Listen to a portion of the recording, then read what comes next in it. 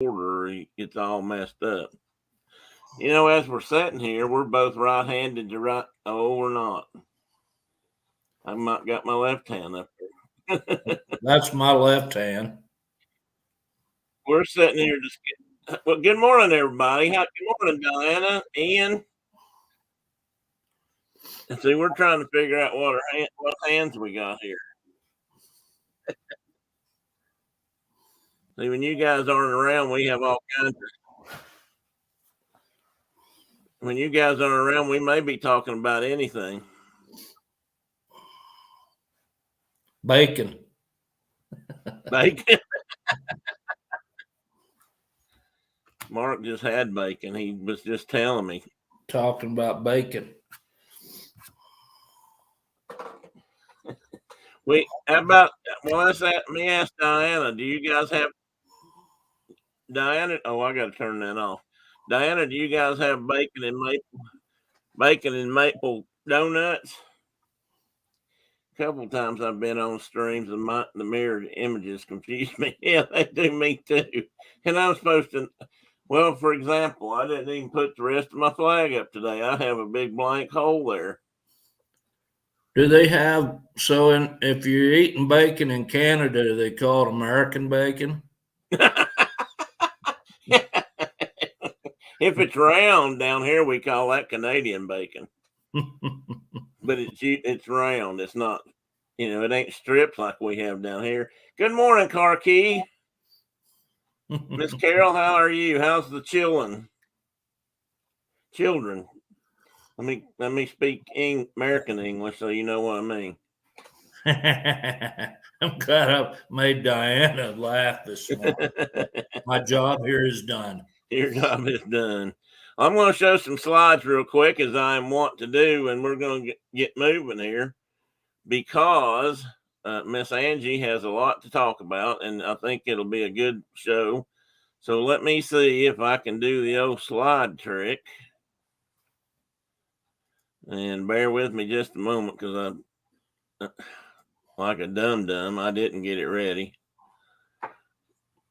I shouldn't say that. That's not nice. Call myself a dum-dum. Now I got to figure out what I'm doing here. From beginning. Okay. I have I have several slides, but I'm going to run through them pretty quick so I can bring Angie back into the room as a bit of introduction to her program.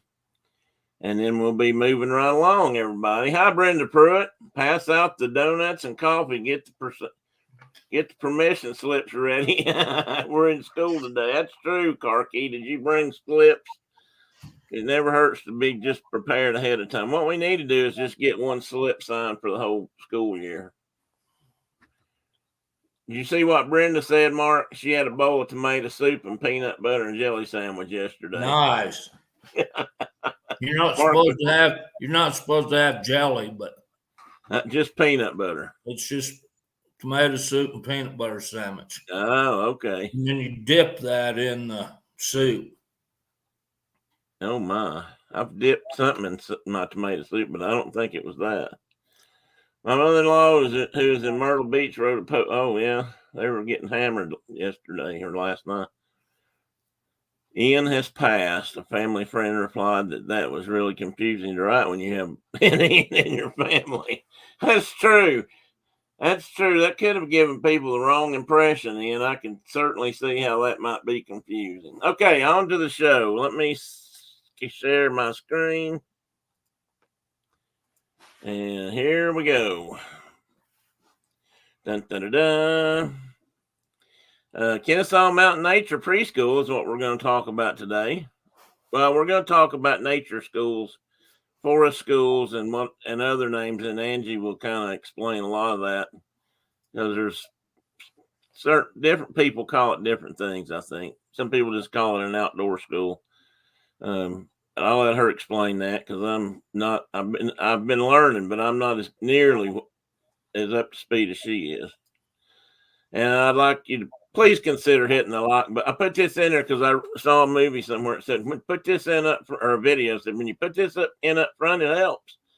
So who knows? Subscribe to the channel if you feel like it, and leave a comment, because apparently that helps YouTube figure out if I'm doing anything worthwhile.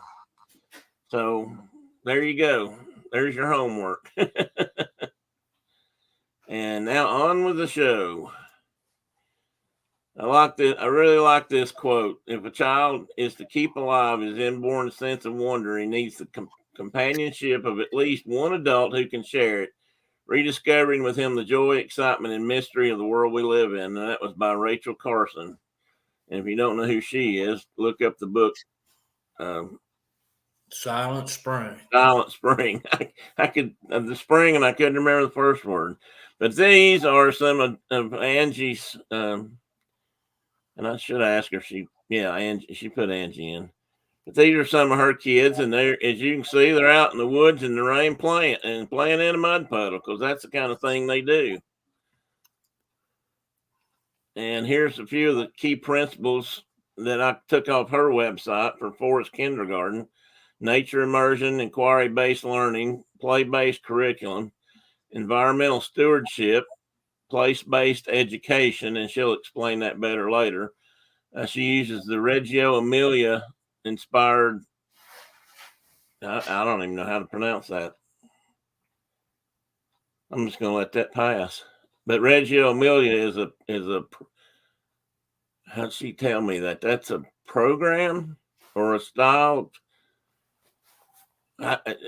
She got technical with the words, so I'm going to pass that one too right now. Time is valued by slowing down, flexible curriculum development, honoring the land and natural inhabitants, study of the natural world year-round in all weather, documentation and reflection are keys to our pedagogical approach. And I learned that word this week too. Pedagogical was not a word I really ever used in my work and business. And that is indeed a red worm in that young person's hand there. Wilderness is not a luxury, but a necessity of the human spirit. Edward Abbey, and I truly believe that. And these are just, again, I'll get going faster, because I don't think I only have one more quote, but these are just some of her kids doing what they do. And this is some of her indoor classroom stuff. And she'll show us some of these things when she goes in her room, and some more things that the children do inside. I knew when I met you a grand adventure was about to happen. A.A. Milne. I don't know if that's out of Winnie the Pooh or another book, but. And this is her outdoor classroom at her house. She has a little spot of land up behind her house. It's woody, and she's created a trail through there, and she's got an outdoor classroom, and you can see stumps sitting there to sit on, and that's a better kind of a Angie popped out, went gray on me. Then sitting in an indoor classroom. And down here, I think in the left corner, they were building a shelter. It's probably a good time of year to know how to do that. And they have outdoor blocks and that sort of thing. They paint. And now we're going to meet the teacher. So here we go, guys. I'm going to welcome Angie into the stream, I think. And I'm going to try to do this, not that way. Move people around like this. Welcome, Angie. Did you fall out and come back? Yeah. Uh-oh. Good morning. I am hearing a little bit. You're a little bit garbled. I guess it's feedback, but it's because I'm down here. I walk down the trail to start where my children get out of their car in the morning. So okay. I'm a little bit further away from the technology. So I'm trying I was trying to get back in the zone. Well, you were a lot clearer before. So anyway, this is Angie. She is the director and owner, operator, whatever, for the Kennesaw Mountain. Let me get this right. Kennesaw Mountain Outdoor. No, not outdoor. Oh, I can't remember how you call it. I want to call it right. Kennesaw Mountain. Come on, Tim. You got it right here. Oh, I got For the some wrong reason, Yeah, you were kind of pixelated there too. Kennesaw Mountain Nature Preschool. I knew I'd get it eventually. Oh, I just okay. had to read. Now, maybe when you walk back towards the house, it'll clear up a Yeah. little bit. Once I get closer up, hopefully it'll get better. And every once in a while, I'll probably stop you to interrupt just to welcome people in. John, welcome in this morning, Surf Bum. And we've got some folks in the room. Carol Karkey is from Michigan, and she's an educator. Diana G. and I'm having a hard time here. Okay. I'll try to speak up if that helps. I don't know if that's it or if it's just garbled. But I'm going to let you try to talk. It's not sound, it's garbly. Okay. That must be where Am I sounding garbly? A little bit. You were much clearer earlier when you were up by the house. Maybe I should. Am I sounding? Yeah, sometimes you are, and sometimes you're cutting out a little bit. I can't tell your answer. It's garbled. Oh, I'm sorry. Well, we lost her there, guys. This is what happens with live streaming. You never know what you're going to get. Let me see what she's got. Okay, I'm trying to come back in. Okay, I got you. If you can hear me. Here we go. Can you hear me now? I'm back, hopefully. Okay. I can barely hear you, yeah. Okay, well, you go ahead and tell us. See, this is the trick when you're outdoors. This is one of the tricks, is that when you're outdoors and you're trying to do something like this, you need to be in a place where you have connection. That's true. So I'm trying to get in the zone that I can still be connected. So that might be part of the problem. Can you hear me? I can hear you. We can hear. I think we can hear you fine. If you can't hear me, go ahead and start talking about your. So I have technical backup normally.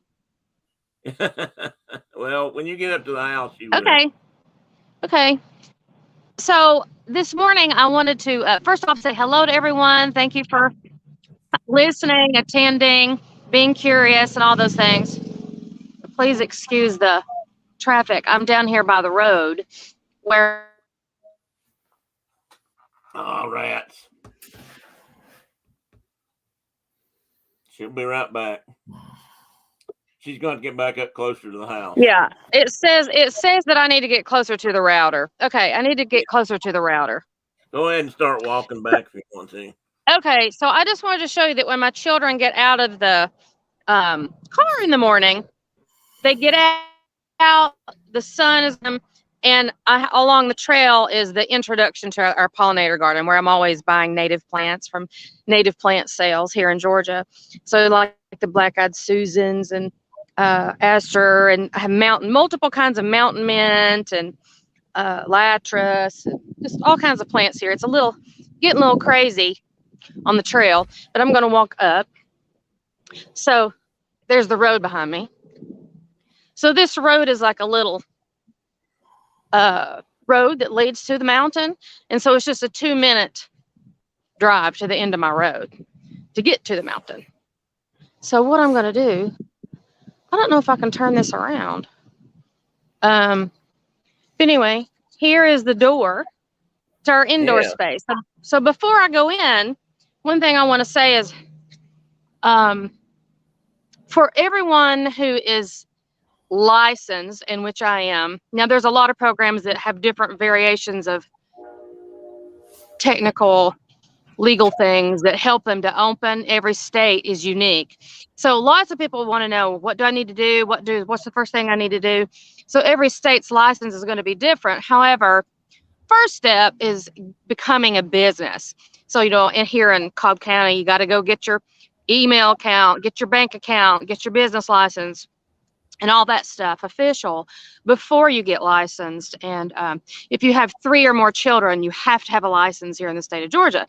So I have 6 children. So because my school is on my residential property, the licensed part, I'm only allowed to have 6 children. So it's 6-to-1 ratio. So when I first started in 2017, I was looking for a piece of property. You know, I had gone and done training, and I looked around and I fell in love with these magical places, especially over in the Pacific Northwest in Vashon Island, Washington State. And just, I had never been to Washington State before, so it was magical to me, seeing all the evergreens and the ground covered with ferns. And I was just like in shock, because here, you know, we have these hardwood forests, and I have tons of weeds, and just the vegetation's so different. Yeah, So there it was just like magical, you know, covered in moss and ferns everywhere. It was beautiful. And so I was so jealous, and I thought, oh, I wish I had this. But then I did my training, and I had time to come back and get into the thick of it, making things official. But then I was like, it's okay. Every habitat's different. I could still be a little bit jealous, but of course I still appreciated what I had. So what I did was, when I made the decision to make the leap to do this, my home, we bought this basement home with the basement unfinished for this reason of being able to potentially use it somehow. And then I'm just 2 minutes right outside the boundary of Kennesaw Mountain National Battlefield. So that's federal property. So I thought, these are resources. I may not have the perfect land. And for me, I hate to say perfect, but in my head, I was thinking, oh, I want forest, I want meadow, or maybe creek or something, water source.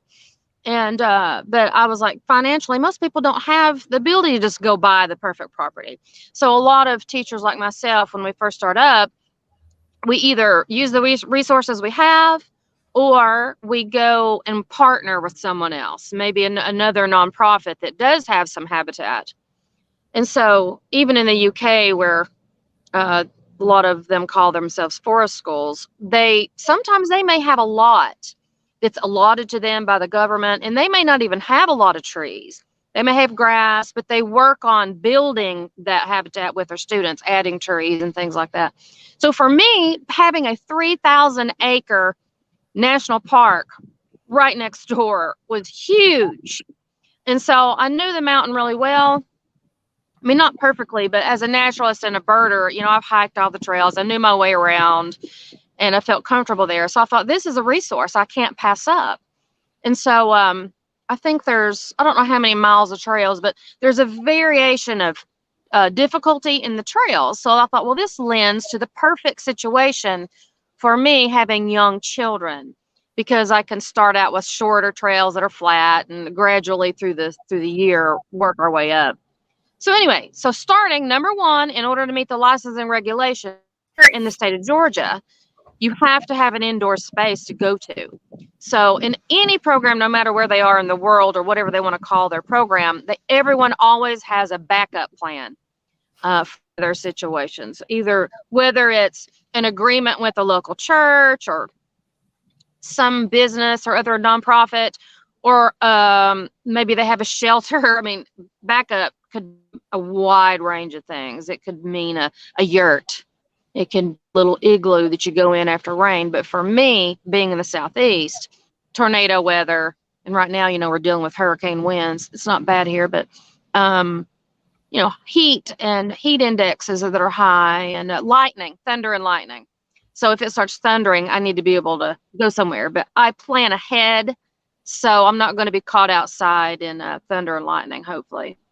So anyway, I want to take you through the indoor space. So this indoor space is a lot larger than what licensing requires in the state of Georgia, but I had it, so I went with it. And this is where I would go if it's, you know, crazy weather. And to me, crazy weather is lightning. We play in the rain and love that, but I'm going to take you through.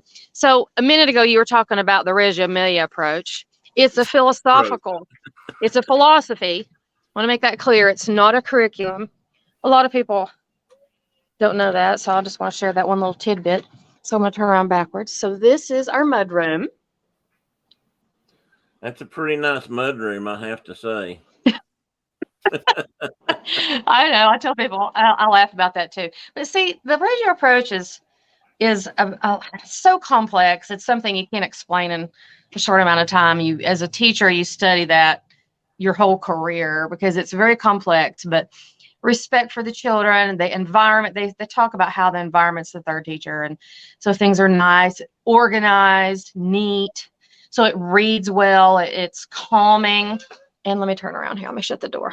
Calming and serene and that kind of thing, which is similar sort of to Montessori. And there's our little boot tray. So I'm just kind of, parents sign in. I see. So those are cubbies. Those are cubbies where everybody keeps their little stuff that they need, blankets and extra pants and extra clothes and all that. But we also meet sometimes here. We meet a lot, little impromptu meetings. But so I had a lot of rooms down here in this basement. So I decided to, well, here's another section, little light box. Yeah, so you have a source of light boxes, do you not? My husband is an engineer, but his in aerospace, but his hobby is woodworking. So we do have a little woodworking shop here. So if I need anything custom build, then he will build it for me. So as you can see here on the shelf, all my little animals are organized, you know, the mammals, the arachnids, the amphibians, all these little creatures. But this is kind of little fantasy land here. This is very in the realm of Reggio approach, I'm not talking, this is more environmental classification for science, but up here, people in the Reggio approach, we talk about the 100 languages, and what that refers to is not just the spoken language, but all ways of expressing your ideas. So as an artist or a singer or a puppeteer, anything that you want to use as a medium to express your ideas. So light and shadow and all these things really matter. And so that really ties in also in nature when we're outside. You're thinking of the shade, you know, how the trees dance in the make the marbled light on the ground and things like that.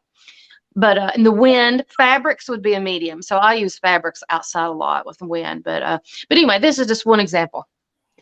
So because I've been an educator for so long, I do still appreciate all of the basic building blocks, you know, I mean, the literal block building. I mean, this is like early math. So in here, I have a little light projector. Let me see if I can turn this on. I don't want to spend a whole lot of time in here because I want to go outside. But so, like I said, my husband helps me with lighting and all that kind of stuff. So children, this is just an idea of examples. So sometimes what we do is we may go somewhere and study a habitat and then come back and represent it in light. So I may bring in twigs or different little things, and they may go get the animals and they may recreate that habitat or that scene in light, and it goes up on the wall. So here, same thing. One thing about the Reggio approach is they really appreciate not just the individual child, but the collaborative. So that means that for me, that's about, as an educator, thinking about how strategies for helping children learn how to be a team player. And so collaboration, everybody has different ideas. So because my class is ages 3 to 6, everybody has different abilities. Which one thing I love about multi-age classrooms is that we're not all in the same place and we all have different abilities. So they learn to appreciate everyone for who they are and what they bring to the table. So here is kind of a little representation of Kennesaw Mountain. A friend of mine actually was cutting a tree down that was hanging over his yard of red cedar. So I said, "Oh my God, don't throw that wood away." So I cut down, he gave me some blocks and we sliced it. So I have all kinds of materials in here. They're mostly natural, but so anyway, this is early math. So this is the construction studio. I mean, it's a good sized room. And now some schools or family learning home, what they call them, would only have these two spaces, and that would be enough legally to open. But for me, I had this space, so I just went ahead and used every space that I could for different things so we can rotate through our areas. So right here is just a little mini library. This is for adults, for educators, parents, different whatever. But as you saw, I don't know if you remember saying in here in the mudroom, I have books, children's books all over the place. So here's a little seating area with some books, and I have another bookshelf. But I'm always selecting books every morning with my students to put in the backpack to take with us. Angie? Yep. Can I make a comment? Yeah. Or two? Mark, She has a book problem too, just so you know. Looks like it. Well, that's nothing. She's got a huge library, personal libraries. I'm sure bigger than mine. So. Well, remember I told you my husband likes to woodwork. So I said, if you're going to have all those tools, then I'm going to give you some projects to use them. So tell them some of the things you have there on that shelf, the type books and the authors. Okay. On this shelf, well, because I'm a naturalist and a birder, and here's the thing, and you all probably understand since you have familiarity with being in the natural world. Once you become a naturalist or a birder, or if you're into insects or whatever you're into, whether it's gardening, you think in your head, oh, I'm going to study birds. But once you get in it, you realize, oh, wait a minute, it's all connected. So you're not just studying birds. You're learning about the plants and the habitat and the insects that are on those plants and blah, blah, blah. So over time, I have just collected lots of books. So maybe this shelf might have, we've got Richard Louv. A lot of teachers talk about how they read Last Child in the Woods or The Nature Principle by Richard Louv. And these books inspired them to get started into forest school. But I was really already inspired before those books. But here's another one like Talamay, talking about bringing nature home. So I have pretty much just every book that comes out that I decide I'm just going to create this library. I have a mixture upstairs of the most of my bird guides and butterfly guides and all those. But here on this shelf, I try to keep my favorites like wildflower communities, geology of Georgia, dragonflies. And I'm friends with the author of some of these books because they're here in Georgia. That's cool. The Dragonflies and Damselflies by Giff Beaton. He wrote that. He also wrote, other birding books. He's written, I don't know how many books, but anyway. So you see butterflies of Georgia's caterpillars. If you're going to study butterflies, you have to have caterpillar books. Tracks, insects. But I also am into, because the Regio approach, I'm also into books that show the artistic side of plants. So like this one is incredible. Seeing seeds. That's the problem with life is that, and this is, kind of in a nut, the thread through everything that I do is that in life, we're in a rush. Everybody, especially now with technology, fast, go, hurry up, go here, hurry up, go there. So for me, it's taking time to slow down and look in little microscopes. I do have some microscopes on the shelf that can plug into my phone, so I can just take them out in the field with me. But this is just a nice book. If you really care about seeds and really seeing what's inside a plant, this is beautiful. So I do like to buy books like that so we can have them for research and inspiration for artwork and things like that. Down here on this shelf is every forest school book from nature preschools, kindergartens, forest school adventures, loose parts. Also, if I ever am able to hire someone that's a studio teacher, like I've already started buying books to help support them, whether it's gardening, using gardening plants to make paper or wild colors. This is, using plants to make paints. Oh, I need to get that one. Oh, there's another artist. I don't have it down here. I have it upstairs. Sometimes I keep my favorite books that I want to read right near my recliner table, but there's one artist. I'll have to look it up and tell you, but he is amazing. Anyway, forest therapy, stick books, forest play, Mason Bee Revolution. So then I have books that are like this Cody guide. I keep moving. This one's a really good one. Just every book I have bought. Oh, here he is. This is called The Organic Artist. He has an incredible Instagram page, by the way. His name is Nick Nido. Make your own paint, paper, pigments, prints, and nature. And what's cool is he also has another version for children. So it kind of changes it a little bit. So it may not be as hard in your prep or your process. What's his last name? Nido, Neddo. And while just a moment, we have a new attendee, Surfer Girl 326, also known as Cherie, and Cherie is in Myrtle Beach. So I'm really glad to see her on here today. Oh wow! That means she's survived the storm, and yeah, I saw pictures from there last night. Okay. So So welcome in, Cherie. I hope you can stay a few, and I'm certainly glad to hear from you. Yeah, I've seen so many clips on TikTok from Oh, all up and down the coast. It's crazy. yeah, I'm we're glad getting a that you little can bit make of it. rain and wind today too, but not much, nothing heavy.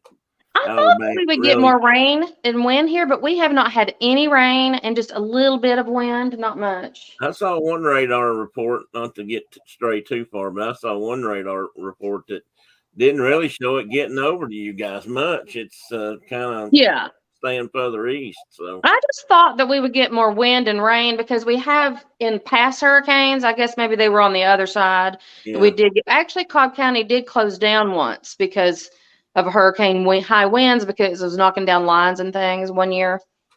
yeah. When they But come up the Gulf side, they really get up here and flood. mm-hmm, mm-hmm. But here's another book. Some of the more recent books that I ordered that I'm enjoying is, well, this is about environments. If you have to have an indoor space in early years.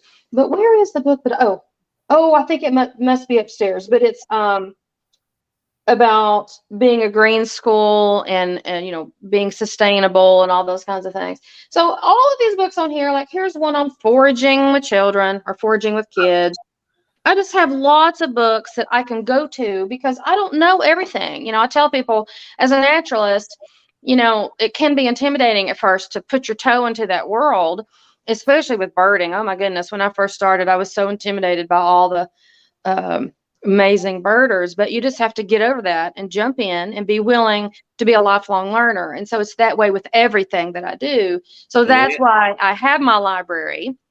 And Because Angie is a master birder rated, I guess, through the Audubon Society. Who does that? the Atlanta Audubon, it's the Georgia Audubon now, but back then, I think it was in 2012 was when I took the class from Georgia and Smalls. And there's also a whole handful of really lifelong birders and people who are in their careers or environmentalists or science teachers or professors, and they would teach this class over a period of months. And so we're basically committed to not just learning about birds, but lifelong learning and helping to share as a volunteer with people in the community. So I would lead walks here in Cobb County every month on the trails. And so also the focus was not just on sight, but birding by ear. That's what Georgianne really helped me get started on. So I'm really good at birding by ear. Not perfect. A lot of people don't realize that birding by ear is a big part of, birding if you're at that Yeah. level. Yeah, I consider Mark an excellent birder too. He's taught me a lot about birding. And, well, that every birder has their specialty. Everyone's good at certain things. Like I'm not good at chip calls of sparrows and things. Like I know the song, but I have friends that are really good. So we team up. Like during the I'm the compiler for the Atlanta. What? Like the Christmas bird count. Yeah, I'm the compiler for the area here. So what I do is I have 16 or is it 13 areas. So I get those 13 teams together, and then I have friends who I'm like, okay, she's good at chip calls, he's good at this and this, so we team up and try to form a team. But that's just a volunteer job. That's just part of it. But anyway, as you see, this is just a tip of the iceberg so I'm always trying to find naturalist books, artistic type books that help me learn to be better at using natural materials and not store-bought plastic junk. And I hate to say that, sorry if that's offensive, but I've come to the point where if I'm going to spend money on the program, which I do, I spend a lot, and is that if I'm going to spend money, I'm not going to spend it on plastic or glitter. I'm like a no glitter person anymore. I used to work with lots of people who love glitter, so I don't mean to offend anyone, but when I'm working in nature, I don't need that. That's going to get in the waterways. I want to do my best job and use that money in a better way. So I'm going to be buying native plants, or I'm going to find things that like these resources that can teach me and other educators how to make better choices that are environmentally friendly and sustainable. And not only that, here's the long-term effect, or not the daily effect actually, is that, and I tell parents this when they tour, they ask me when they go in the studio, which I haven't even showed you yet. I said, I don't send home lots of stuff every day because we have a nature journal. I'm going to walk in here. Is that, and if as a parent, if you have ever had children in programs that do send stuff home every day, where does that end up? That ends up on your your counter, your kitchen counter, or you have a box of stuff and then you don't know what to do with it. So in the end, we have a journal that we put our things in. And yes, I may do clay work like right here. So we might save these prints until the end of the year. And this may go home in a special bag and it can go on a plaque. So they're going to get some nice pieces, but they're not going to get piles of stuff that they're just going to throw in the trash. Well, I think that's good. Yeah. So here's a light table. My husband built this light table. See, it's okay. That's a child-sized light table. Mm-hmm. What I don't want to get into this too deep either, but are you using LEDs in that, or is that fluorescent lighting, or it is fluorescent? It is fluorescent because LEDs are too bright. So it's important. That's a good question, because I did, when I first started using light tables many years ago, I did get a box that I borrowed from an architect or something, and he had lights in it that were way too bright and they were hurtful. They would give you a headache. So I was like, oh, no. That's not safe. So we found these lights just come from Lowe's or somewhere, but they're the warm lights that you would use in a bathroom. So they're not damaging to your eyes. So that's why they kind of have that yellow look, because they're the warm. We have one of our other Canadian watchers. Mike, go ahead and pass out the donuts to everybody. We've all been waiting for you to get here with the donuts. So. Oh, Canadians, cool. Yeah, I have a couple Canadians that come in, and we share international secrets and stuff. So. Oh, awesome. I forgot to tell you, Tim, there is a program up in Canada. I don't know the name of it. Maybe your viewers can fill in the blanks. There was part of the program that when I went to, I'm sorry, I'm going off the side here, but there is another training program up there that was part of my. I think I did see something from Canada, and I don't know if I included that with the links I put. I put a bunch of links in for anybody to know. I'll say now, but I added a bunch of links for these kind of schools and information about them and that sort of thing in with the description of the show. I actually did my job today and put in all kinds of links and oh, cool. Excellent. I could give you tons more links, but you got enough to get started.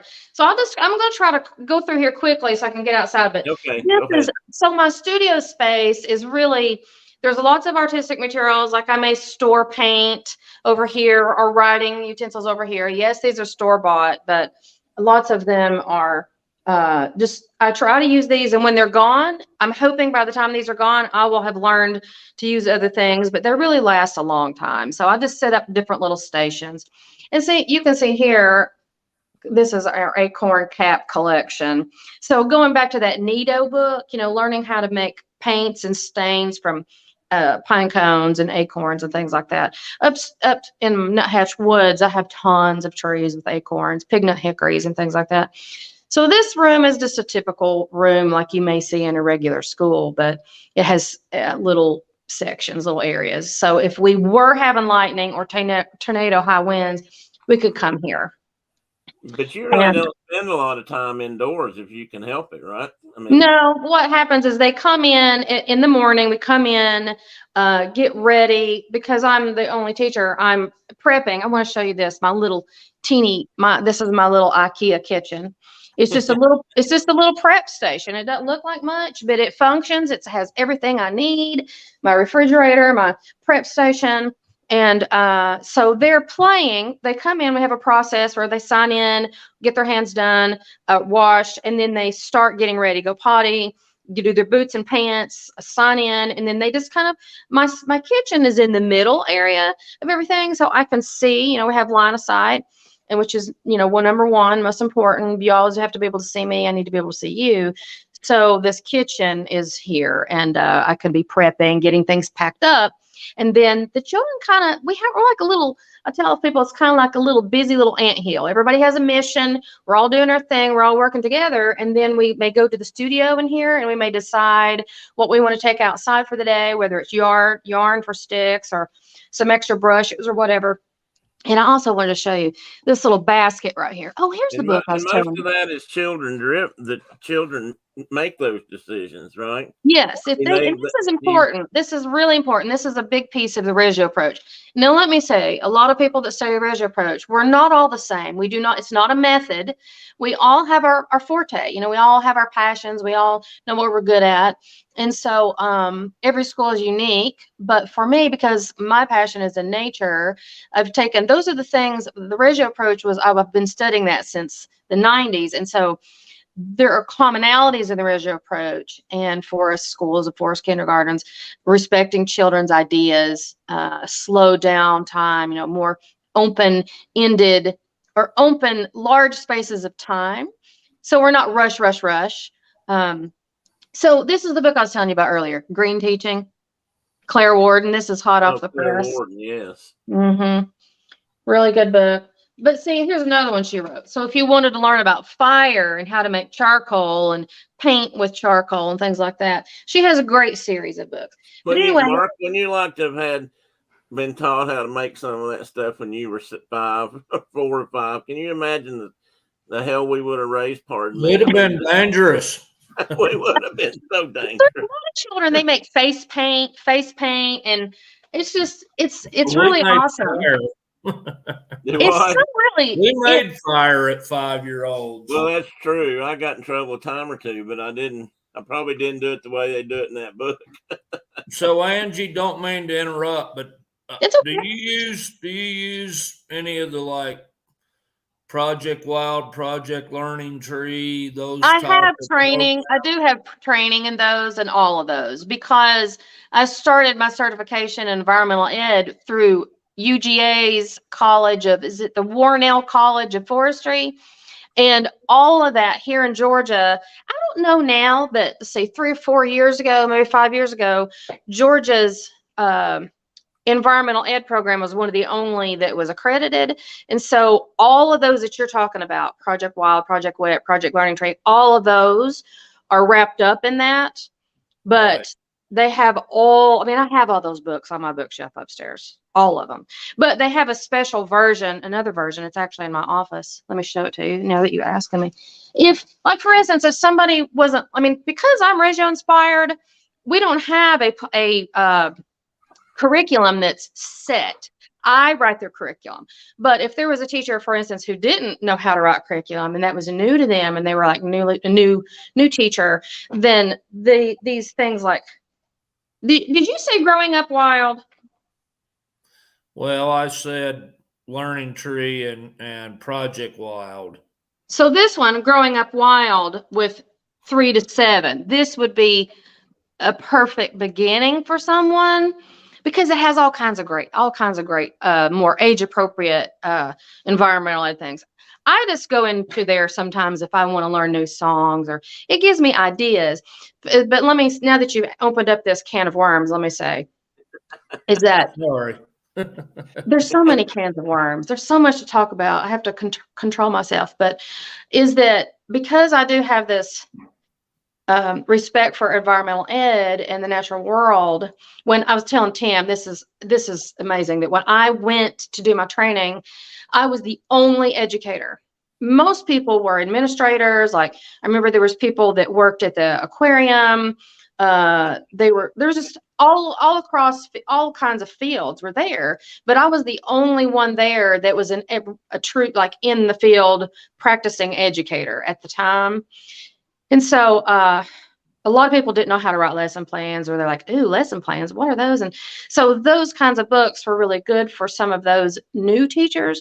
And so, but I go to them. I'm not saying I don't need them, but I like to go to them occasionally and look up something. Oh, okay, well, that gives me an idea. I can take that and then kind of transform it into my habitat or my area, and I can, configure it to meet my group's needs. Or my, children love to sing. So there's tons of great songs in there, great literature to look for, those kinds of things. But anyway, what I was going to say is even though those lesson plans in a lot of these books are more like experiments, and that's teacher directed style. Okay. I don't really do a lot of that, because if I'm really paying attention to the seasons and the children's ideas, then I would be a little bit disrespectful if I just constantly did these tabletop experiments. So what I do is I keep them in the back of my mind and use my experience to kind of organically, as it happens in the field, then I may have a more simplified version of some of these experiments. Or if the children, occasionally it's okay, but I just don't bring that to the table with a, clear cut outcome, because I want to be open-ended for other outcomes that may happen. I've got Ian, or Mark, did you see Ian's comments about your grandkids? He said that he's saying that growing up wild is like your handbook for raising your grandkids. They're growing up wild. Yes. You're muted, Mark. I want to go outside. I know, I was talking to my wife. Oh, that's okay. You can talk to her. She can come over and sit down if she has time. Angie, I'm going to make a couple of comments while you're doing that. I wanted to tell people a couple of things. I've known Angie since the late 90s. Well, Brenda has. Brenda worked with her at the University of Tennessee, Knoxville in the early childhood development department. Yeah, I started working there in. I lost you for a minute. Freeze frame. All right, we'll give her just a minute to correct that, and I'll keep talking. But Angie's got. Well, there she is. No, maybe not. She graduated at UT, I think, with maybe a master's degree in childhood education or learning.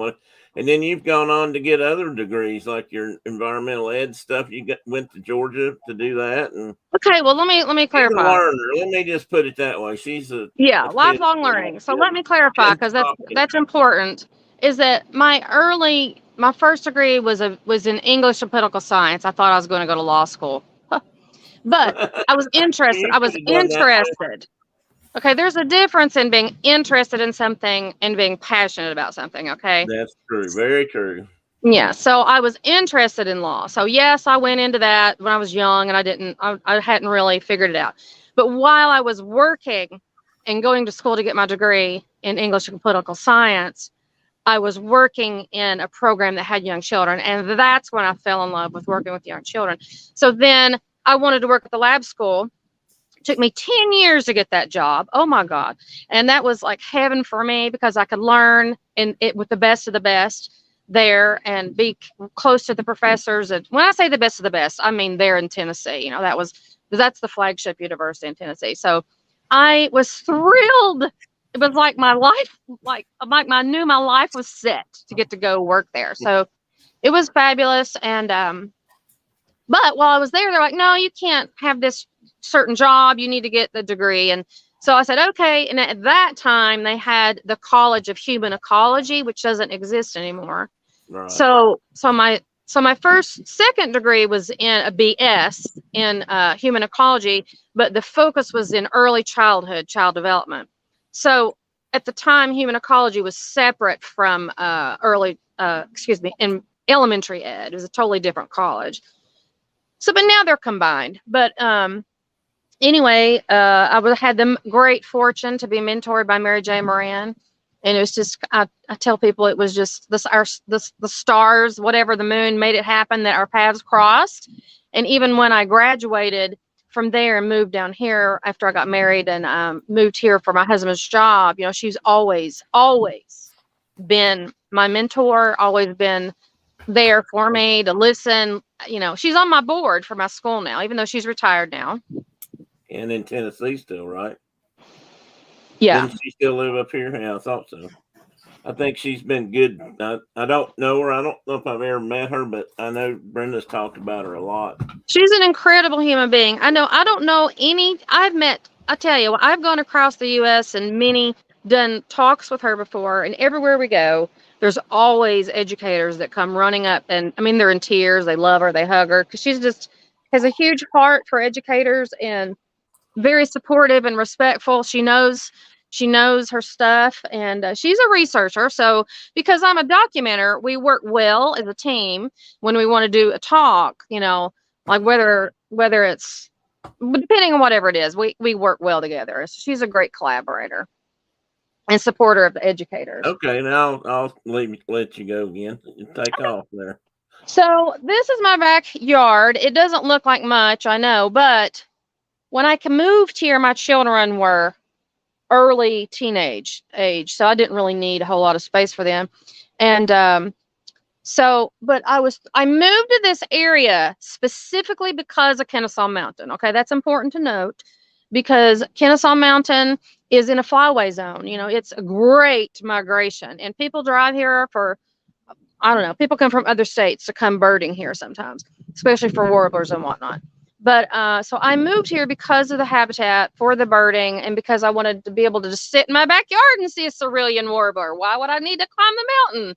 You know? Wait a minute. You have ceruleans in your backyard? Oh, yeah. Oh, wow. That's pretty cool because that's a pretty fairly rare bird these days. I had to climb high mountains to see ceruleans. And I used to think when I was a young birder, you know, you hear people say, oh, you have to go to such and such elevation to see that bird. Right. Or blah, blah, blah. I'm like, okay, we'll see. So I have a pond up here. And so, yeah, that pond is like a magnet for the cerulean. So I'm at the base of the mountain. So when my friends found out I had ceruleans, of course, you know, everybody wants to come see. But they're on top of the mountain. You can get them on top of the mountain. Do what? You can get them on top of the mountain. Yeah, you know, where we used to find them was up higher. Yeah, if you know their call, you know, their song, you'll be able to find them easier. But so for me to have them down here was like, woohoo! So yeah, blue wing, all the warblers, all of them. So anyway, I'm just going to keep walking and show you. Okay, keep walking. I'm sorry if I'm trying to. So all along here are little pollinator gardens. I know they're hard to see. Well, here's fine. Okay, here's my fire pit. So when I first moved here, I was like, ew, that thing is ugly. I don't like that. But now that I work with children, there's so many kinds of fire pits out there, and everybody has what they like. I know. But for me, this is safer because it's taller. And I do have fire safety guidelines and whatnot. But so this is taller. And so if I'm going to cook anything, see, there's my tripod and my little thing. And I use these are outdoor walkway. For people here in the U.S., no community playthings. They make this brand of Outcast, and these are super weather friendly. But these crates are open-ended. I can take them anywhere. So over here, I'm going to pass by this is my personal sitting area. Okay, normally I cover that up, but for over here is my little wood kitchen, my little what do you call mud kitchen. Oh, I walked right past my tea table. All of these shells are from the coast of Georgia, by the way. Oh. Can you hear me? Yeah, we can hear you. I got you. Did you hear me?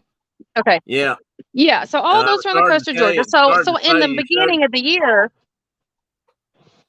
Well, you showed your sitting area there, and I started to say that's her new sitting area. She just got that furniture this morning. Yeah. And so I needed something that had a big umbrella. Now I know this seems extravagant. I'm a little bit embarrassed, but I've been doing this for so long that you have to figure out strategies. I don't have a cover out here, like a structure. So you have to use strategies for light rain, heavy rain, all those kinds of things. So I used to have 4 umbrellas out here.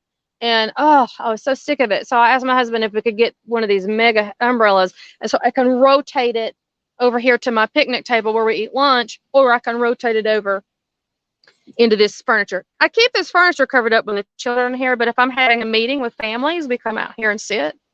But anyway, going back to my husband building things for me. See a cool little rack. We got a little bit of lag there. You'll come in, just turn around or something. It'll probably come right back in. Tools and things like this are very important. Here's my mortar and pestle station because he loves mortar and pestles. We all have our things that we just have to have, like books, mortar pestles, bow and arrows, that kind of thing. And bear with us, guys. I'm sure she'll be right back. She may have to move around a little bit. I talked to her the other night like Girl, this. We talked for 2 hours, so I know it'll come back. you're talking, but I. Well, you were frozen, Angie, if you can still hear me. Whoop. Uh-oh. There she went. Mike, I like throwing mud pies.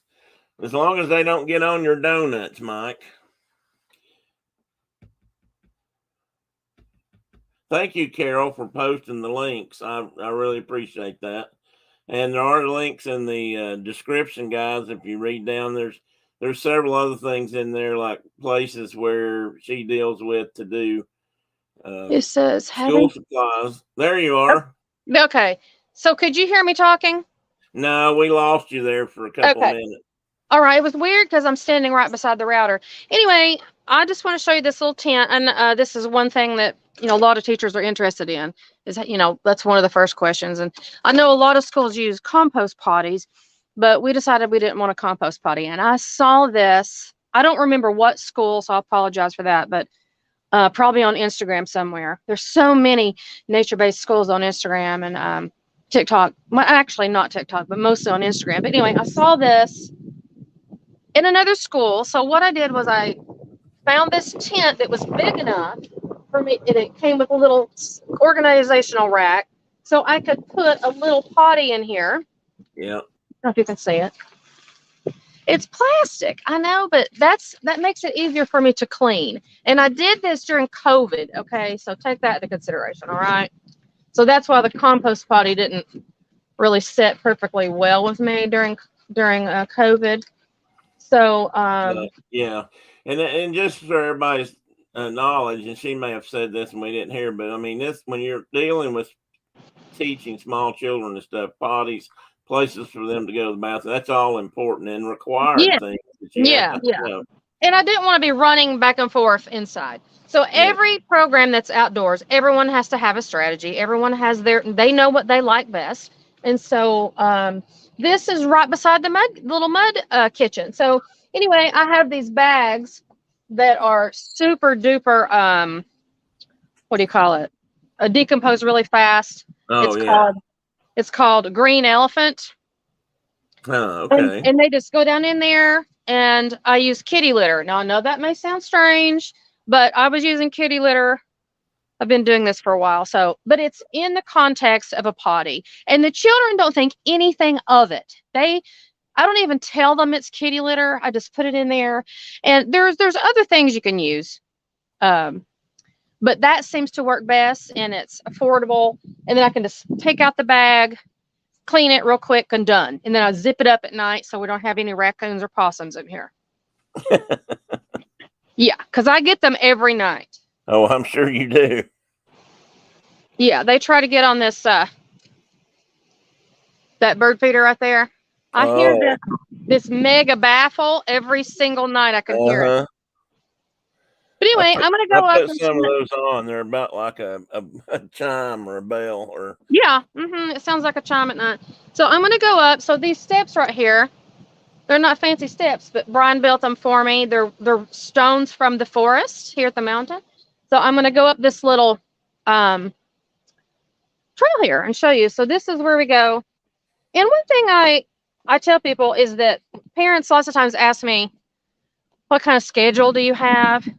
And I don't really have a concrete schedule, but we always have our flow of the day is the same.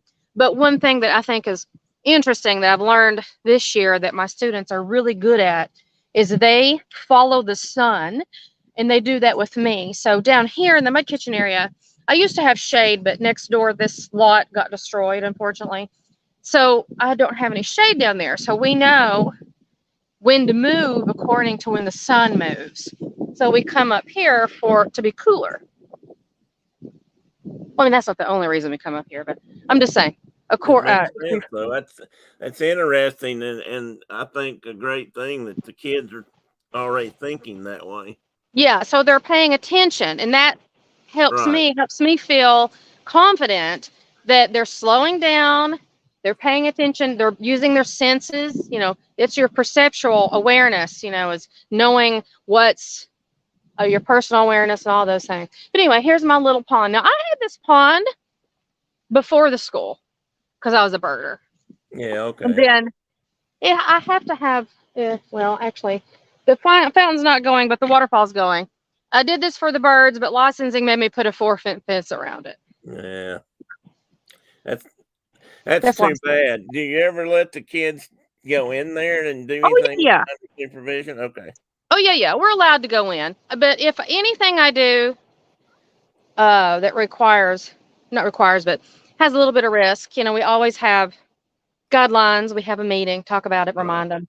So they know that, no, we're not going to get in the pond. We're not going to throw stuff in there, but that we sit down on our knees and I could still use that if I was going to do some water, even though it's a man-made pond. I still have the little, what do you call them? The water skaters or the water. Yeah. Dragonflies. And it's not, I tell people this is not a water architectural feature because I don't use any chemicals in it. So this has kind of been one of my pet projects is to learn how to keep a pond a little bit healthy without using any chemicals. And so I have to get in there, wade in there with my waders and pull out the string algae and all that kind of stuff.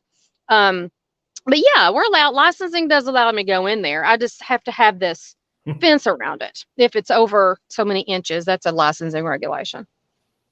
So yeah, I'm glad actually that there's a fence there because you don't want a child slipping and falling. No, I get that. Even though we were probably in creeks up to our necks when we were that age. But. Oh yeah. But the difference is, and I'll tell you this, is that, let me use this example if you don't mind me giving you an example.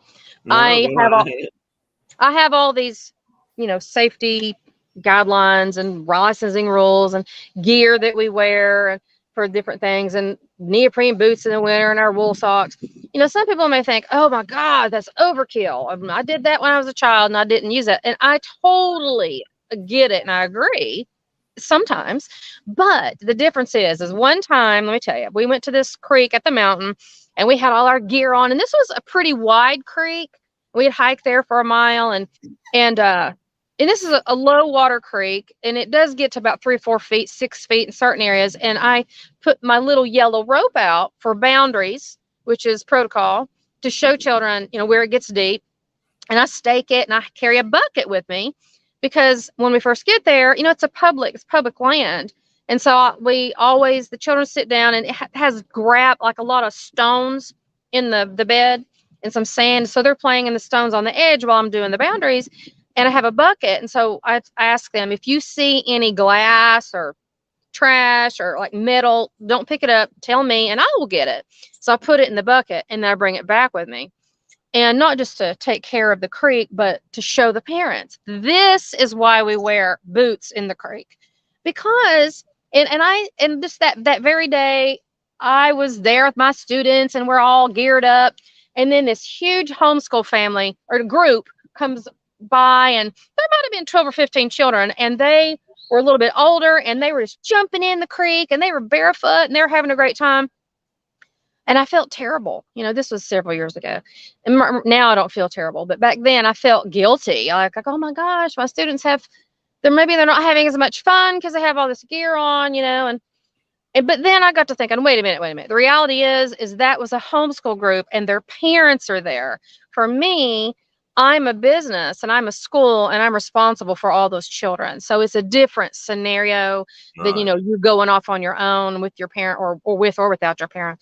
So when I bring that bucket of glass back and I show the parents, they're like, oh, you don't even have to explain to us. We totally agree. We get it. You don't want to slice your feet open or we would rather our children, they're 3, 4, 5, and 6. So you as maybe older, you're able to look out for those things sometimes. But so that's kind of where I am. I'm like, I know that it seems more fun to be barefoot and all that, but it's a creek that changes, ever changing.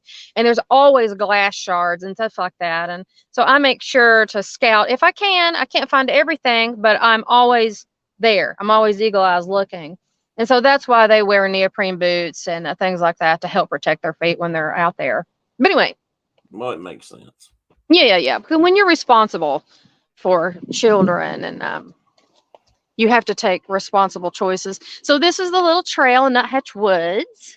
So you can tell that if you look closely, a lot of well, this is not a good spot. Let me back down. A lot of the trees are short. See how short they are? Mm-hmm. Yes. Well, the contractor, we did not build this house. The contractor, as with a lot of contractors, they like to cut things down to clear it and make it pretty.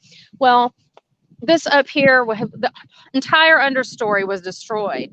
So since 2014, I've been growing this area back, kind of, a little mini reforestation project. So the silver lining with that is that now, since the trees are smaller, the children can actually see the leaves and touch them. And so that's why the trees may look weird. But back behind my property up here, this is not my property, but I still have benefits from it, is the property is the Cobb Water Authority. Yeah. So you can see I have a little trail. Look, I'm having a hard time telling what I'm You're showing. good. Okay. You're good. Let me put my glasses back on. So there's my tarp. Right. And I show people that this is my little strategy for keeping things dry. And a lot of people everybody again has a different strategies for setting up. And because of wind and things, lots of times, even if you have one of those big parachutes or something, the wind is so destructive and will tear your tarps apart. I don't care how nice they are. If you keep them up all the time, they're going to get torn up and you have to replace. But I keep mine down like this. It's multi-purpose. I have it clipped to the fence and folded, but it's also covering little baskets and buckets with chalk. And the children are always collecting acorns and things like that, digging, chalking on tree stumps and things like this. But I also, let me see if I can show you from over here. Here's my other fire pit. I wouldn't call it a fire pit, fire circle. I use the Solo pot. Yes, This is the campfire. That's a interesting way to have a fire. If you guys have never seen one, look up Solo. Mm-hmm. I don't know if they're called fire pits or fire.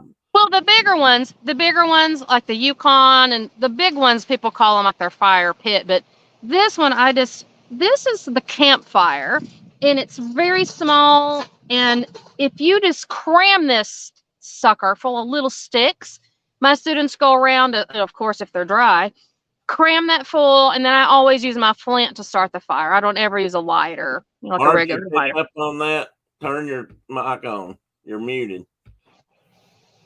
I am?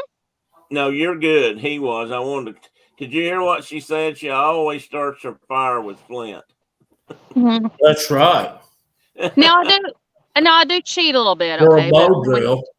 We all do cheat a little bit, but what I do is those those shells down there from the coast of Georgia, I use my mussel shells, and I'll put like maybe a cotton ball in it. And I don't really even need Vaseline. Some people use Vaseline, but the cotton ball is enough. Just sit that on my mussel shell, strike it, and then that just goes down in here. And of course, you have to have your tinder. I mean, there's a whole. I won't get into fire starting, but my goal in the long run is to learn how to do it. The super duper old school way, with the bow and the stick and all that. But that's lifelong learning, I'm just proud that I had to learn how to use the little rod. In the beginning, I didn't know how to do that. And so when I did my training with Claire Warden, I learned there, and I learned how to use lots of things. So lots of tools. So I felt better about it. But I keep a lot of tools stored up here and outside, bring them out. I just don't have them sitting out today. But so I have this little trail that goes around, and Can I comment on your tarp for a moment? I think that's a really good idea, because you can do that and not have to build a shed or have a container up there. And if you haven't noticed, Angie's kind of anti-plastic, so she doesn't want to have a plastic container or a storage unit if she can help it. Yeah, I mean, I do have these little plastic things here. Yeah, well, yeah.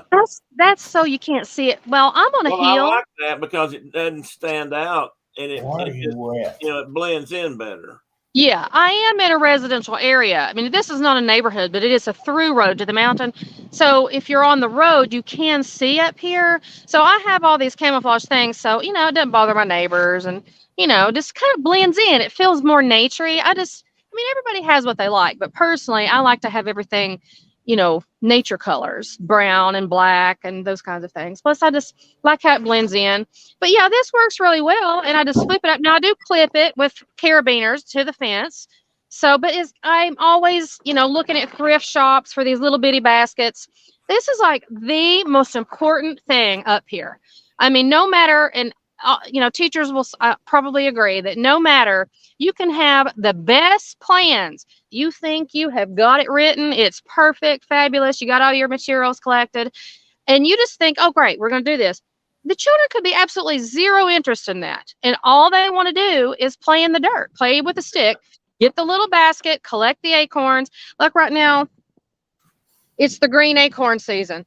So these are like gold right now.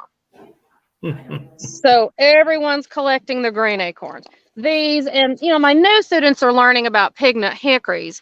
So they're green right now too. So they'll come up and say, oh, this is a weird acorn. I'm like, oh, that's a pignut hickory. I don't see one right here, but I know you guys probably know what a pignut hickory looks like. A little pig nose on it. Well, a lot of people don't realize probably, and I don't want to say don't care, but if they've not spent a lot of time outdoors, they don't realize how many hickories there are. And this is hickory tree country, so. Oh yeah, there's tons. All of them here. And how this is they all eat. Plus oaks. Yeah. There's so many oaks. I think I have 5 or 6 different oaks up here. We're under chestnut oaks right now. So those are where those green acorns are coming from, or the chestnut oaks. But this is covered with muscadine. So again, let me go back to materials. I'm not going to go out and buy store-bought clay money, because muscadine vine is the ground cover here. See how windy it is? This is what we're getting from Ian, is this wind. But anyway, if it's super windy, I wouldn't be up here under these trees, okay? But I'm guessing this wind is about maybe 15, maybe 10. So it's not too bad. But that's not even wind. I know. That's why I said it's not too bad. No, but you have to know your trees. In Wyoming, so it blows constantly out there. I think. Yeah. Well, you have to know your trees. I agree with you. Doesn't seem like wind, but you have to know your trees. And here at Kennesaw Mountain, it's so rocky. And after storms, the roots aren't, the trees aren't as stable as you would like them to be. So if I'm aware of my trees and what's going on, that's what I'm saying. I just don't want to be under any big limbs when it gets to be over 15 to 20. Everybody kind of has their limit, and that's just where I start paying attention. I'm like, So here's the big nest. Trees are over your head. What? I said, I was asking Mark if he remembers when he lived back east, trees got up over his head. Out in Wyoming, they don't have many trees, and they're usually short. Yeah. Well, I think it just, when you're an educator, and I hate to say this, it sounds dismal, because I'm getting old. No, you're not. I have lots of stories, but I won't tell. I don't want to tell dismal stories, but you know the stories, and some of those stories you don't ever want to experience. So when you are out in nature, even though it's, fabulous and amazing and this incredible, you still have to, as the adult, be aware, very aware of the ever-changing life of the trees, whether they're dying, or, you have to be responsible. It costs me thousands of dollars to take down trees when they start. Unfortunately, I think these trees, I will end up losing all of these eventually, because these contractors came and cut into the mountain, and they're shocked. So I have had to take down. I don't take down trees until they're dying. Okay, I'm not one of those people that freaks out over every tree. But like right here, this I don't know if you can see this stick just fell. So this is the big nest. So every stick that we find that's fallen, we make this big nest. So this is, a little meeting place for my students. Now I did buy this slate rock. But that's just that's about eagle nest size. So when you get it built up where it's waist high on the kids, it'll be about right. Yeah, I've seen people build really fancy ones, get artists to build them, and they stay together. But this one is much more organic and natural forming, and then it goes down into the ground. And the children take the yarn and wrap around it also. But so I just basically have a lot of trail up here. It's not huge. It's probably, I don't know, a third of an acre up here, but there's plenty of little trees. I have, passion vine growing everywhere, and I'm always deciding which tree or which weeds or native weeds that I like the, what do you call it? The sedge grass. I love that. And I'm trying to let it take over my bank. And some people just think that's ugly around here, but they don't realize that they don't realize this is, our native grass, and that the birds love that. And I'm not a grass expert, by the way, but yeah, and that's another interesting topic or story, because what we've discovered here when I was working, you can go into an area that has that appears to have no native grasses, and if you disturb the soil and you're doing work to create habitat, and especially if you're actually trying to bring back native grasses or plant them, they'll just pop up on their own a lot of times. The seeds trouble in the ground for years and years. Oh yeah. And that's what I'm doing is that. So this contractor put in a bunch of those juniper, the big monster ones that go up, not the ones that go down. And so I guess they thought they needed it for landscaping, but we came in and we took out like 30 of those. So now I'm letting the native grasses come back on that bank, because it's really rocky there. It's really not a need for erosion control. So anyway, so you see, I didn't go down the middle of the nuthatch woods, but I just have a little table here, and over here, if somebody, like I set out books or journals or whatever, something that we carry in our basket outside. But also, here's another little, walking backwards, don't want to fall, a little shelter with camo. And if branches fall, then we use those. And so you can say I've tried to create little nooks and crannies around this area where children can feel like they're in nature and they have little places to stop. But my guidelines are that we don't trample the greenery. We stay on the trail. But if they do decide to go through, just don't step on, wildflowers. And so when we do see new wildflowers and native plants, we're always taking photographs and IDing them using, iNaturalist apps and things like that. So I'm going to sit down up here. A minute ago when you said I don't have a lot of plastic, I do have some plastic, like these little chairs, those little pop-up stools. Those are just, they're handy. You can flatten them. They're not that expensive, and they're child size. Right. Well, what I meant was you try to avoid that if you can. Yeah. You're right, but I don't want anyone to think I'm, an extremist. I think in nature school, you do have to, evaluate your environmental, where's the balance? Are we going to be all in wood? But wood is not going to last out here. Like if you bought wooden bowls and wooden spools and things. So that's why I keep my wooden mortar and pestles inside, and I use my stone and marble mortar and pestles outside. So the best one is the molcajete. It's rougher. So like I find those in places, whether it's a Hispanic grocery store or Costco. So I buy them. I have a mud kitchen up here, a forest kitchen, and then the mud kitchen down there. So they're super heavy and durable, and they're not going to tear up. So these little plastic stools, though, are great because I could flatten them. I could take them with me if I want to go. When I go off site to Kennesaw Mountain, that's what people also need to understand, is that this is just my on-site personal property, but I'm 2 minutes away from Kennesaw Mountain. So I do have to transport my children in my van.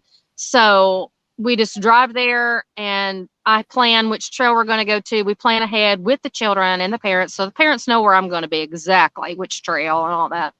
So it's just a 2-minute drive, so I can go there for the whole day. And we have our backup plan for going to the potty and all those kinds of things. Do you have an agreement or anything to use that area with the park, or is that just you just use it because it's public space? Or? Yeah. Well, I worried about that in the beginning. I was worried about that because I did do my research, of course, because they do have rules about people. If you're say if you were a movie director, I'm trying to not get this glaring sun in my eyes, in your eyes. If you were a movie director or photographer and you were going to do a photo shoot at the mountain, yeah, you do have to pay a fee, and you do have to make them aware. But of course, I'm friends with I wouldn't call them like my BFFs, but they know me, there. Yeah. And, but they respect us. They know what we're doing. But I asked them when I first started, I thought, oh my gosh, am I going to have to pay $150 every time I go to the mountain? So they're like, no, because you're an educational program and it's a public park. You don't have to do that. But there is a parking, just like with lots of parks, there's a tag I have to have in my vehicle. Yeah. So that's really the only expense for the mountain. But because it's federal land, I make my parents and my students aware that, we don't collect, we don't destroy anything. We try our best. Now, sometimes we get in the creek, but, I'm very, very careful. I talk to my children about, because we talk about habitat, there's some creeks where you can pick up little rocks, but I talk about the bigger rocks that the crawdads or salamanders or things are under. So we don't disturb.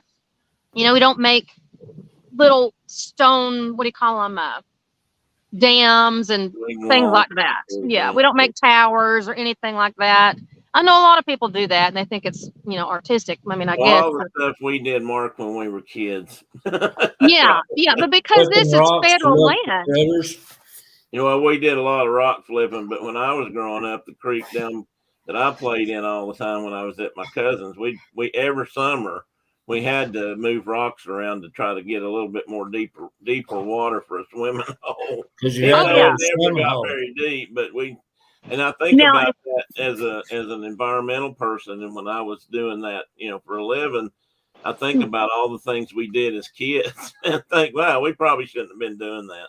Well, I'm not trying to say it's bad. What I'm just trying to say is that because my personal property doesn't have a creek, right. I have that pond, but that's not natural. It's a man-made pond. But because I'm on federal land, I never want to get in. I don't want to get in trouble, first off, and get the rangers mad at me and think I'm being disrespectful to the park, because I see the public. That's another thing. I come into contact with the public.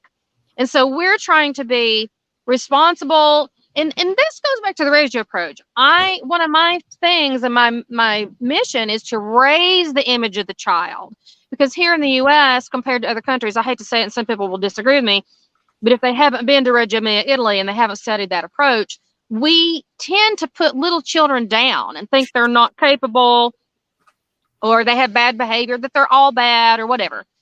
But that's not true. So I'm always about trying to raise the image of the child. And we come across lots of people, and they're so respectful. And it helps people learn about nature preschools, and it helps them learn. They will stop and ask us, like, they'll say, are you their nanny? I'm like, no, I'm not a nanny. And I'll tell them about the school, and they're like, oh, wow, I had no idea. I'll have to tell my daughter, and, my granddaughter would love this. Or so they learn that we even exist. And then in the moment, they see my children being fabulously respectful, hiking. And sometimes we'll be up on a trail that's called Pigeon Hill, and there's a lot of boulders. And it's a challenging little hike because it's so narrow and lots of boulders. And people will see us up there, and they'll try to give us advice and things. And like, oh, wow, I can't believe y'all are up here. I'm like, oh, we do this all the time. And they're like, oh, really? I'm like, yeah, this is one of our favorite trails. But you're probably setting an example for a lot of those people too, because a lot of people don't get that. They don't understand what it really means to protect those public lands. We've got too few of them. Mark has dealt with land issues all his career too, and public lands are getting fewer and far between, and things. Mm-hmm. And parks in particular, even a national battlefield park like you have, is still so important for ecology and just natural habitat and things. I mean, there may be cannonball pock marks in the trees. Hey, Boudreaux. Boudreaux Campbell's on the scene, folks. That's Mark's. You have doxies, don't you, Angie? Oh yeah. Well, long hair and a wire hair. Has a Well, he's not. Yeah, he is half doxy, isn't he? He's got a half doxy, half border collie there. Oh, how pretty! I have a long-haired and a wired hair. He tries to run fast or run far. Hello, I love doxies. I've had doxies my whole life. Yeah, they're my little babies. He's a 30-pound dachshund. He's 30 pounds now. His mama's a border collie. You call that a tweenie. I call him a mutt. You also said, well, I was telling you the other day, that was something we tried to teach our kids.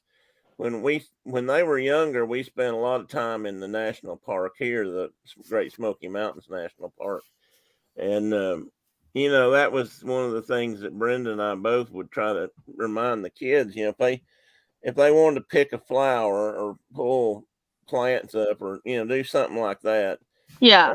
We always reminded them that and if everybody that comes through there today picks a plant or picks the flowers, pretty soon there's no flowers. And I think over time they got that, and I think now they really they uphold those kinds of things that we learned when they were small.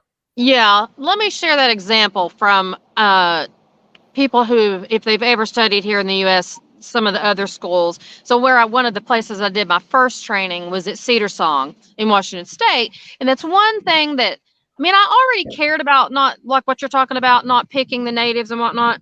But when I went, Mike Cabral said he must have been he was a bad kid, because I guess he did. And his wife said, hell, you're a bad adult. So I guess he ain't got over it yet. I'm sorry, I didn't mean to interrupt. It's okay. I know people are talking, and I can't see any of that chat stuff, so I have no idea. Most of the time you've been talking, it's been rap silence, which is unusual. So they've really been listening. Oh, well, good. I hope I'm not, or maybe I hope I didn't bore them to sleep. But anyway, I was going to tell this story. Everybody's life, you have to put it in context. And I always respected, not always, but when I became an naturalist and environmental educator, of course, I cared about the native plants. Like up here in Nuthatch Woods, for instance, I didn't know until I moved here after about a year or so when the plants started coming back. But there's white milkweed up here, and there's the star pink, but those are like solitary almost, and so it's very rare. Not rare, but I only see like maybe 2 or 3 of those up here in the woods. So it's important for me to point that out to my students and talk about it. So my students know that, we have milkweed and we get my monarchs, and I tag them, and I do a lot of citizen science stuff. But before all this happened, I did my training with Erin Kinney at Cedar Song in Washington State, and Erin has since passed. But I got to train with her in person for a week. And one thing that she talked about is being thoughtful to a plant. So if you are going to go pick a tree, a leaf off of a tree or a bush or whatever, and you're going to study it for some reason, first off, have an intention. Don't just be ripping stuff off just to rip stuff off. But when you do go to it, is to turn over the leaf and look and see if there's a cocoon or a spider or something living under it, because that's a home for an insect. So that's one thing, taking that pause to really look and inspect the plant.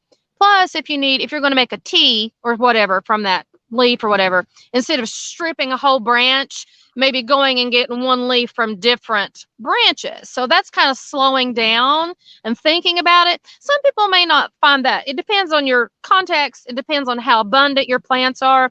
But if you really wanted to, make something special or try something new, and you didn't have an abundance of a plant, that's just one thing, one little teeny tiny micro piece that I learned when I was at Cedar Song, is really slowing down and paying attention to what's under your leaves. You don't want to have, interrupt spiders and cocoons and things like that. We've had, since I've been on the internet for the last couple of years, we've done some interesting, Mark and I have actually done some pretty cool shows, I think, anyway, pretty interesting and educational shows about endangered species and invasive plants and things like that. But before that, some of us used to hang out in another chat room or visit different streams at night. And this lady had one in Florida, and spiders came up because she was absolutely terrified of spiders.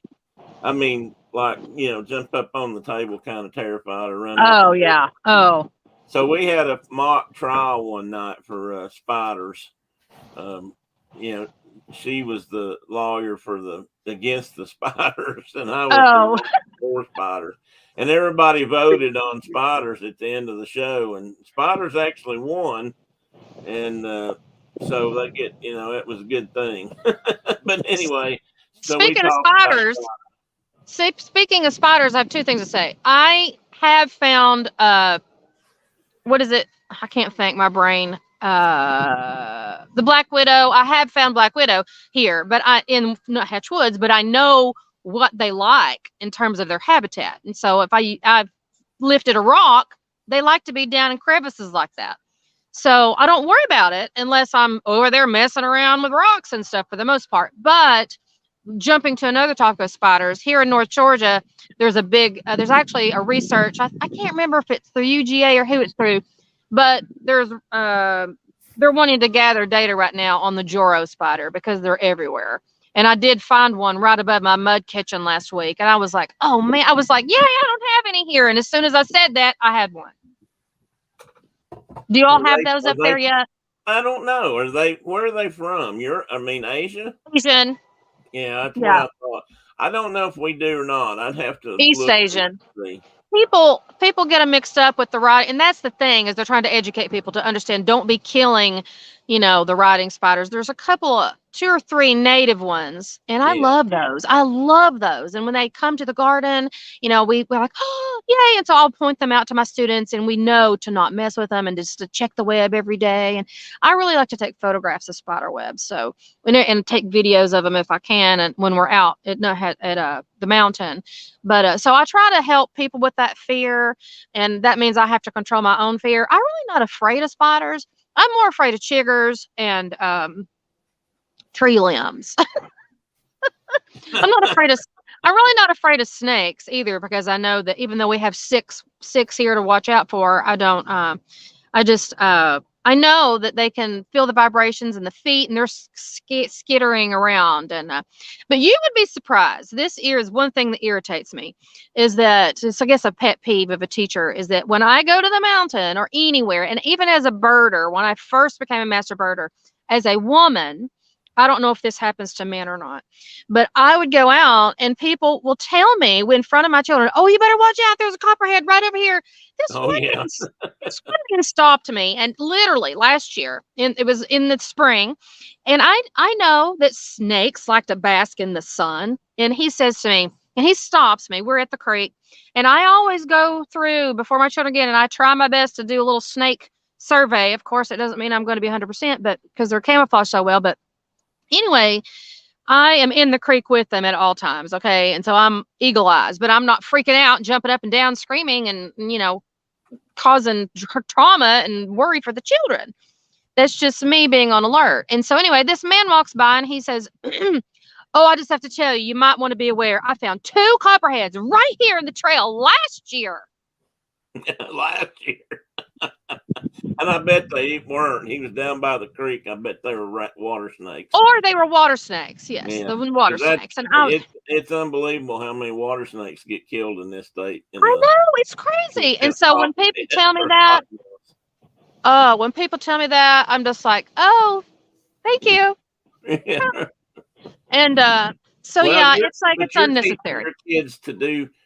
You're trying to teach your kids, and I think because of this exposure, that's just my opinion, but I think that these kids will grow up to be more observant. Oh yes, definitely. And they'll look for things like copperheads or snakes, and they won't be as frightened of them automatically for no practical reason. Yeah, and they'll just be more cautious about things like that, because that's how I grew up. Yeah. I guess being taught to watch out. Now, my mother was terrified of snakes. Mine too. My mother still freaks out about it. My mother is the same way. When I would bring them home and stuff, she always got real upset. And she'd act like she'd try to act like she wasn't at some point, but she usually was terrified. And but one thing I want to say, I want to tag onto that, and I didn't show you, but I have bought every foldable field guide I think that's made. Every time I see a new one, I get them, whether it's fish, turtles, snakes, wildflowers, mushrooms. all of them, and I give them to people sometimes who are really interested. So I have multiples of everything, but because they're waterproof, I can go to the creek, I can put them in my backpack.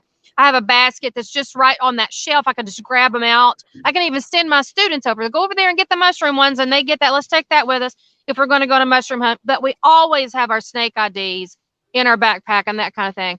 So yes, we're learning in the moment and taking photographs, bringing it back, doing the research. So we learn the ID or the markers, or no, this snake is a different color, or as you know, snakes can change colors depending on the age and that kind of thing. So that's why I have to buy a wide variety of guides, because you can't just have one. So you need to have at least 3 or 4 different ones, because they're going to be different ages.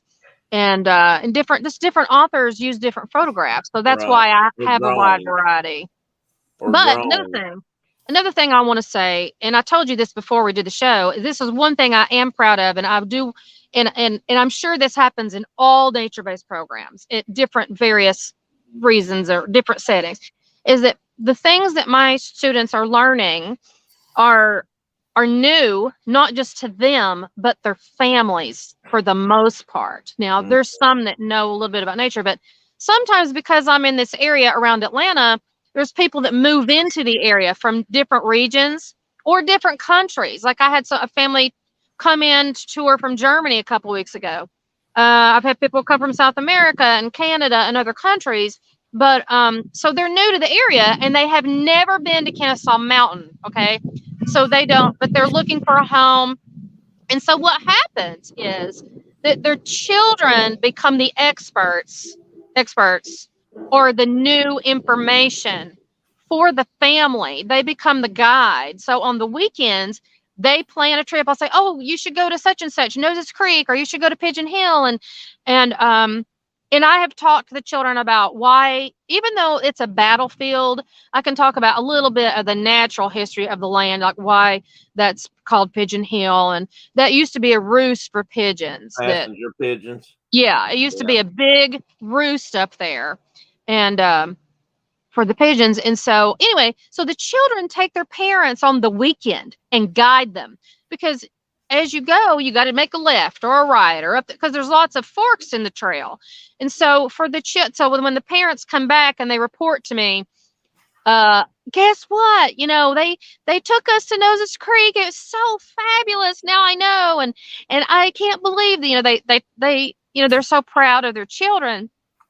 And I'm proud of my students for being able to point out the little land markers, whether it's the stump or it's the magnolia tree or it's the whatever it is, something in nature, something that they remember that helped them to guide their family to these special places.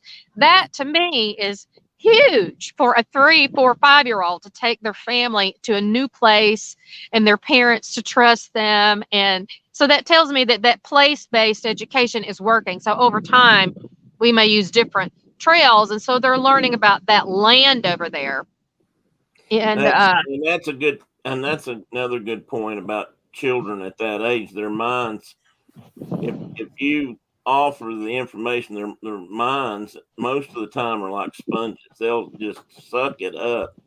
And I have a good example of that, sort of, many years ago while I was still in high school. So that's how many. But anyway, I had some friends that lived on the beach in Florida, and the husband was a teacher, and they taught that back then this tourist season in Florida was still summer. I guess it still is, but now it's full. There's all the snowbirds and stuff in the winter too. But yeah, and I don't mean birds, you know what I mean. And but anyway, they were I know down what you're there, talking about. and they had a son who at that time was probably 3 or 4, but he was really smart. His name's Atticus, and named after Attica Finch from the book. Yeah, but he'd been out, and they taught him things on the beach. Now his dad was a big environmentalist and one of the first ones I ever knew. And they're out on, but they had company one week. In fact, I went down to help them move back to Tennessee, and his sister and her husband came down and their little boy, who was the same age as Atticus. Anyway, long story short, John, the husband-in-law, they're out on the beach one day and they walk up on something on the beach, and it kind of looked like a balloon or a plastic bag, but it wasn't. And Atticus told his Uncle John, he said, "Don't touch that. That's a Portuguese man of war." Oh, yeah. I was taught not, don't, that'll sting you bad. And Mm-hmm. John didn't believe him because he was a little kid and he didn't think he knew. So John picked it up, and boy, did he regret that, because that thing just, when he picked it up, they're just, limp, and all the tentacles fell down around his arm and just stung him terribly. Oh, all over. He spent several days getting over that. It was but it was, he just didn't believe Atticus knew what he was talking about, but he was a little kid who remembered everything. Yeah. And, so you never know about that kind of stuff. And I think that's for your kids to be taking parents out and showing them around. I can see how that could happen, and I think that's really cool. Yeah, and I will say, and I don't mean to be disrespectful here, but the mountain is that land is saved. It's not just a national park; it's a national battlefield park. Okay, Right. So they have a museum there with amazing artifacts from the war, and the signage there is incredible. And they do reenactments, and there's the cannon out front, but there's also cannons in trails that are now overgrown. And the history there is, based upon the battle, and it's incredible. And there's statues, things honoring all that. The thing where I feel like they're missing is that I could learn more from, and for my students, is the Native America. There's not much there about who was on the property before the war. So I know that there is a burial ground here, but it's not public. I mean, at the mountain, it's not on public. It's closed off somewhere. It's private. But they probably don't tell where it is. Yeah, they don't publicize that. But north of here, there is the Etowah Indian Mounds, and so that place is focused on those Indian mounds along the river, and that's a great place to go, to start education. But that's one thing that I like to tell people, is that I'm trying to make up for when I was going to school to become an educator, and I went to school specifically to work with young children.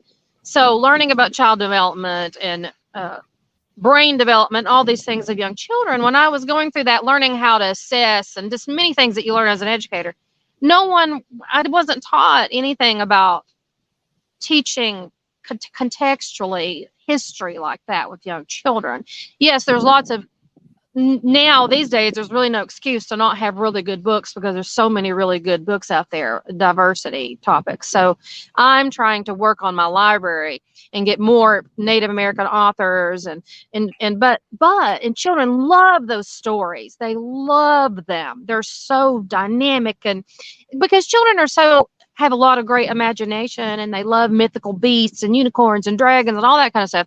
So when they hear these fantastical stories, like how the crow got its colors, and how the crow was black, and how the spider caught the sun, and all these stories. I mean, when I tell them to them, they were literally like, "Oh, read it again, Miss Jenkins, read it again." I'm like, okay.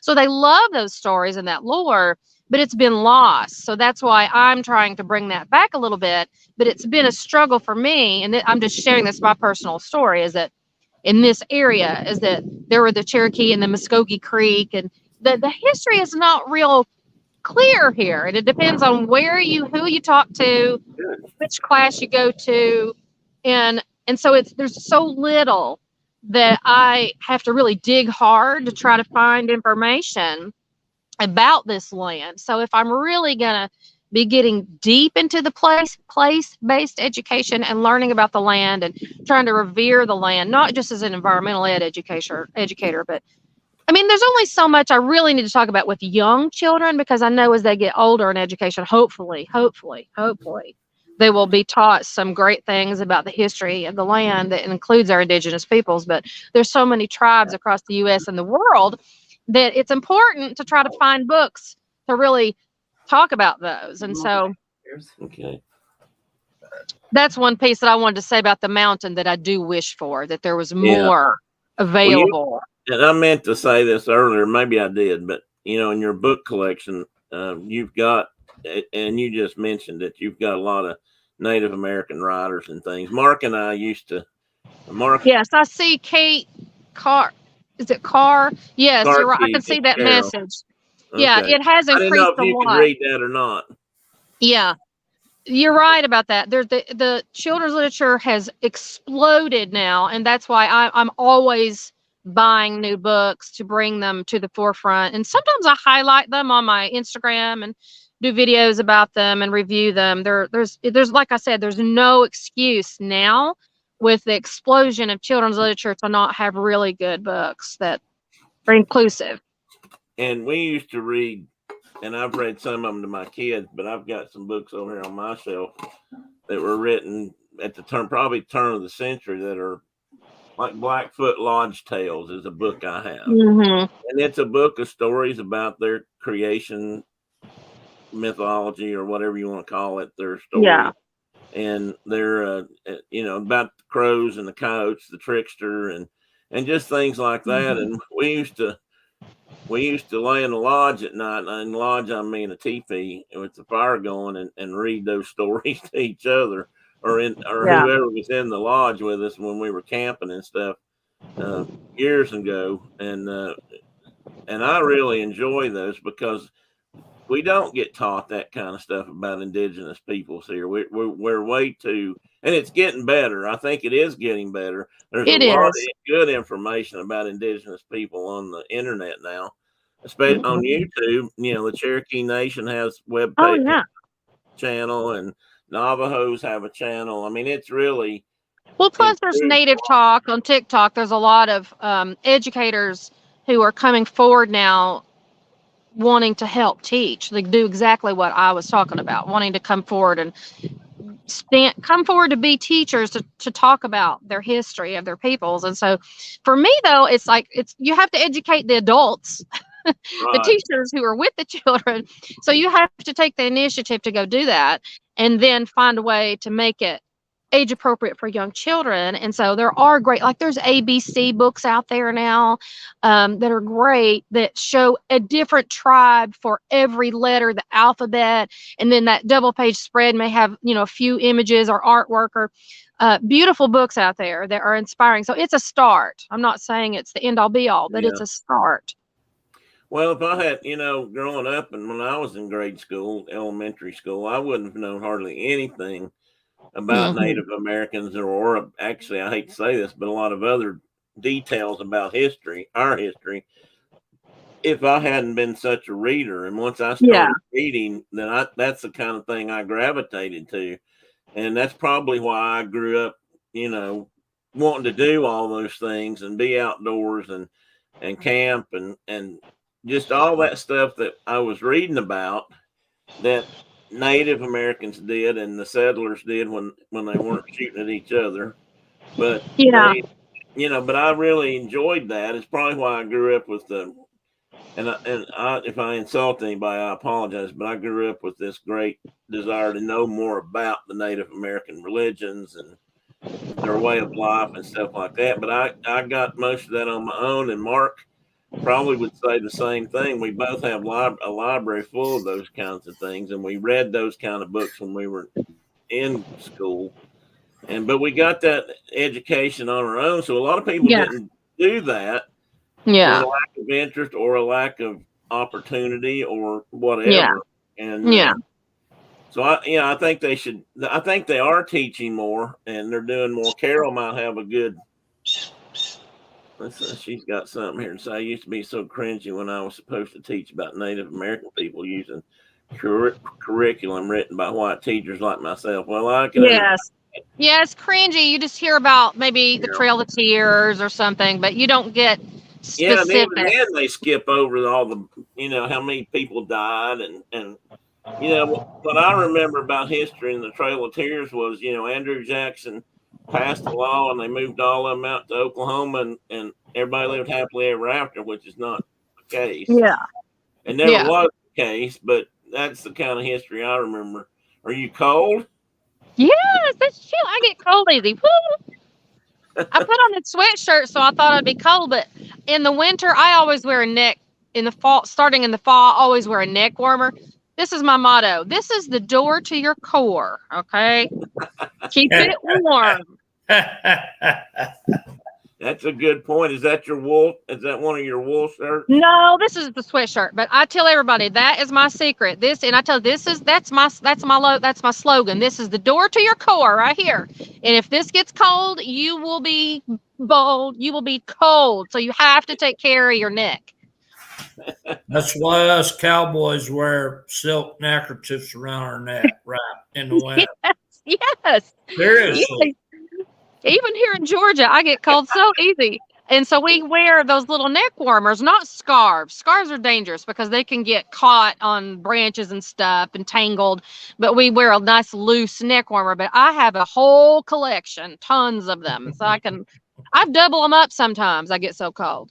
One of my favorite things in the whole world used to be, and when I found these, and in fact, Mark's dad might be the one that kind of was a wool sweater that they used to issue to the Army when they were in winter conditions, and it was this long wool scarf, and it was hollow. If you know what It's I a mean. tube.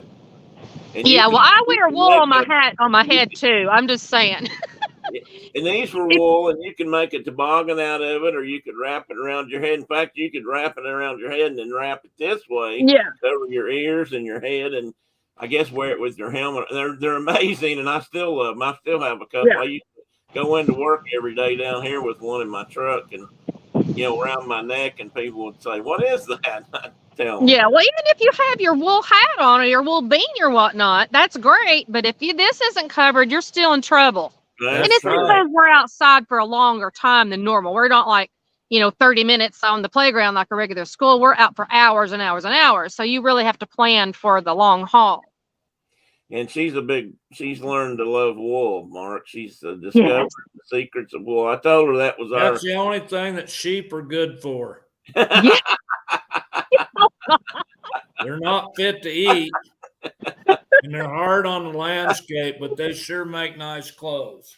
Yeah, I was telling Tim about a company that I get they make the fine wool, so it's softer, or they use it's fine wool or whatever. They don't make it, but anyway, like the merino, and it's from the actual wool is from Australia, but I think it's a Canadian company. Maybe I think they have an office in maybe California, but anyway, it's a very small family-owned business, and so I saw them on Instagram or something, and I was like, oh my God, this is so expensive, but it's worth it. It keeps you warm and it doesn't take, I was telling Tim, I learned the factors that they don't take in body odors and, keep it. I have to, teach my families, don't wear cotton, no cotton socks in the winter. You have to have your wool socks and keeping the feet warm and the sweat, the moisture away from your skin and all those. We're talking that. And wool is perfect for long underwear. Yeah, that polypropylene will keep you warm, but it stinks.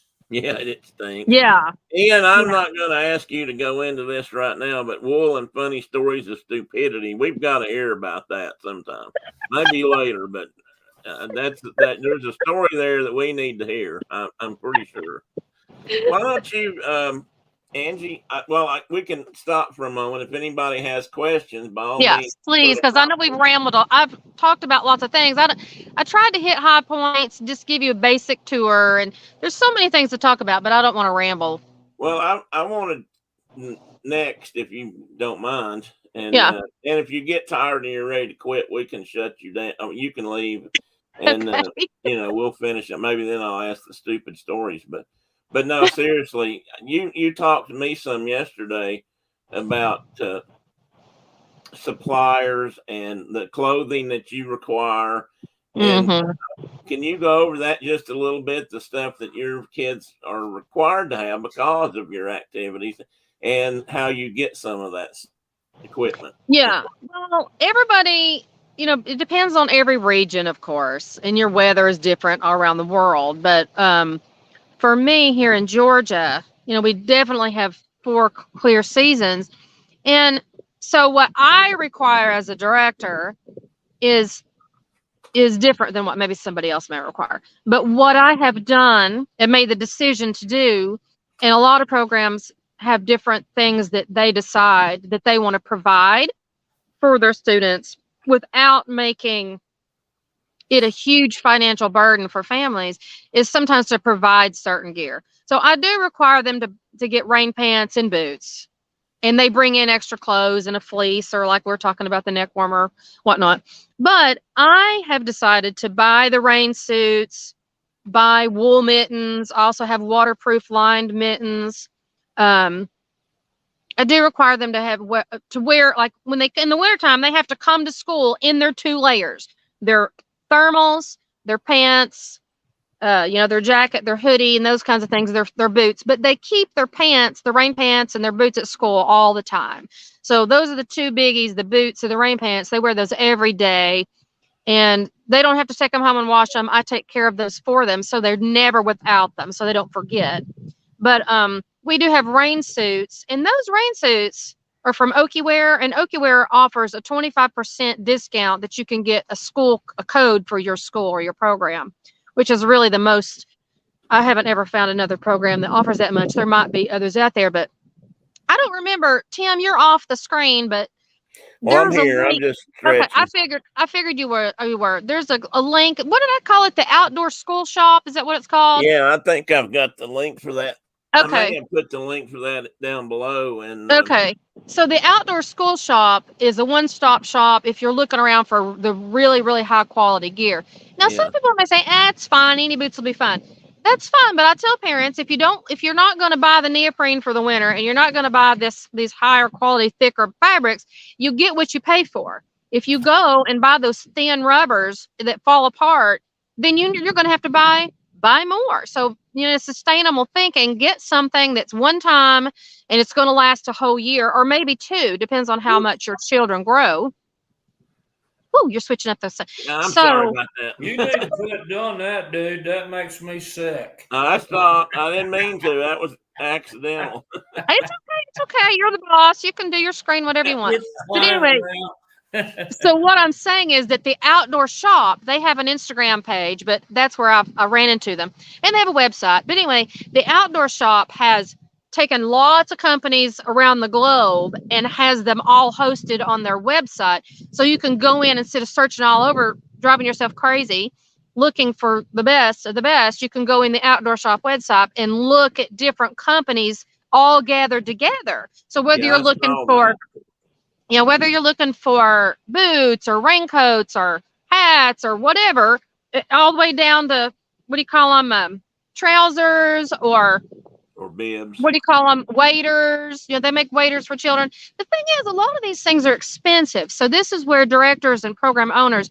you really have to decide how are you going to do this? Are you going to put all that expense on your families or what? So if you think about it in terms of public school system, all schools have this list of supplies that you go buy, blah, blah, blah. And some schools have art fees, and some schools have bring in this stuff. So for me, I buy all that stuff. I do not put that on the parents. So what I do is I give them the code, my school code, which I don't get any kickbacks from. And so they can get to pick out the boots and the pants to fit their children. But then I get the rain suits, the mittens, the gloves, and I'm thinking about this year also getting some new raincoats and trousers to try. But I also have a day pack that's sized for young children that I get from REI. We have a bento box and ice walls that helps me meet my licensing regulations.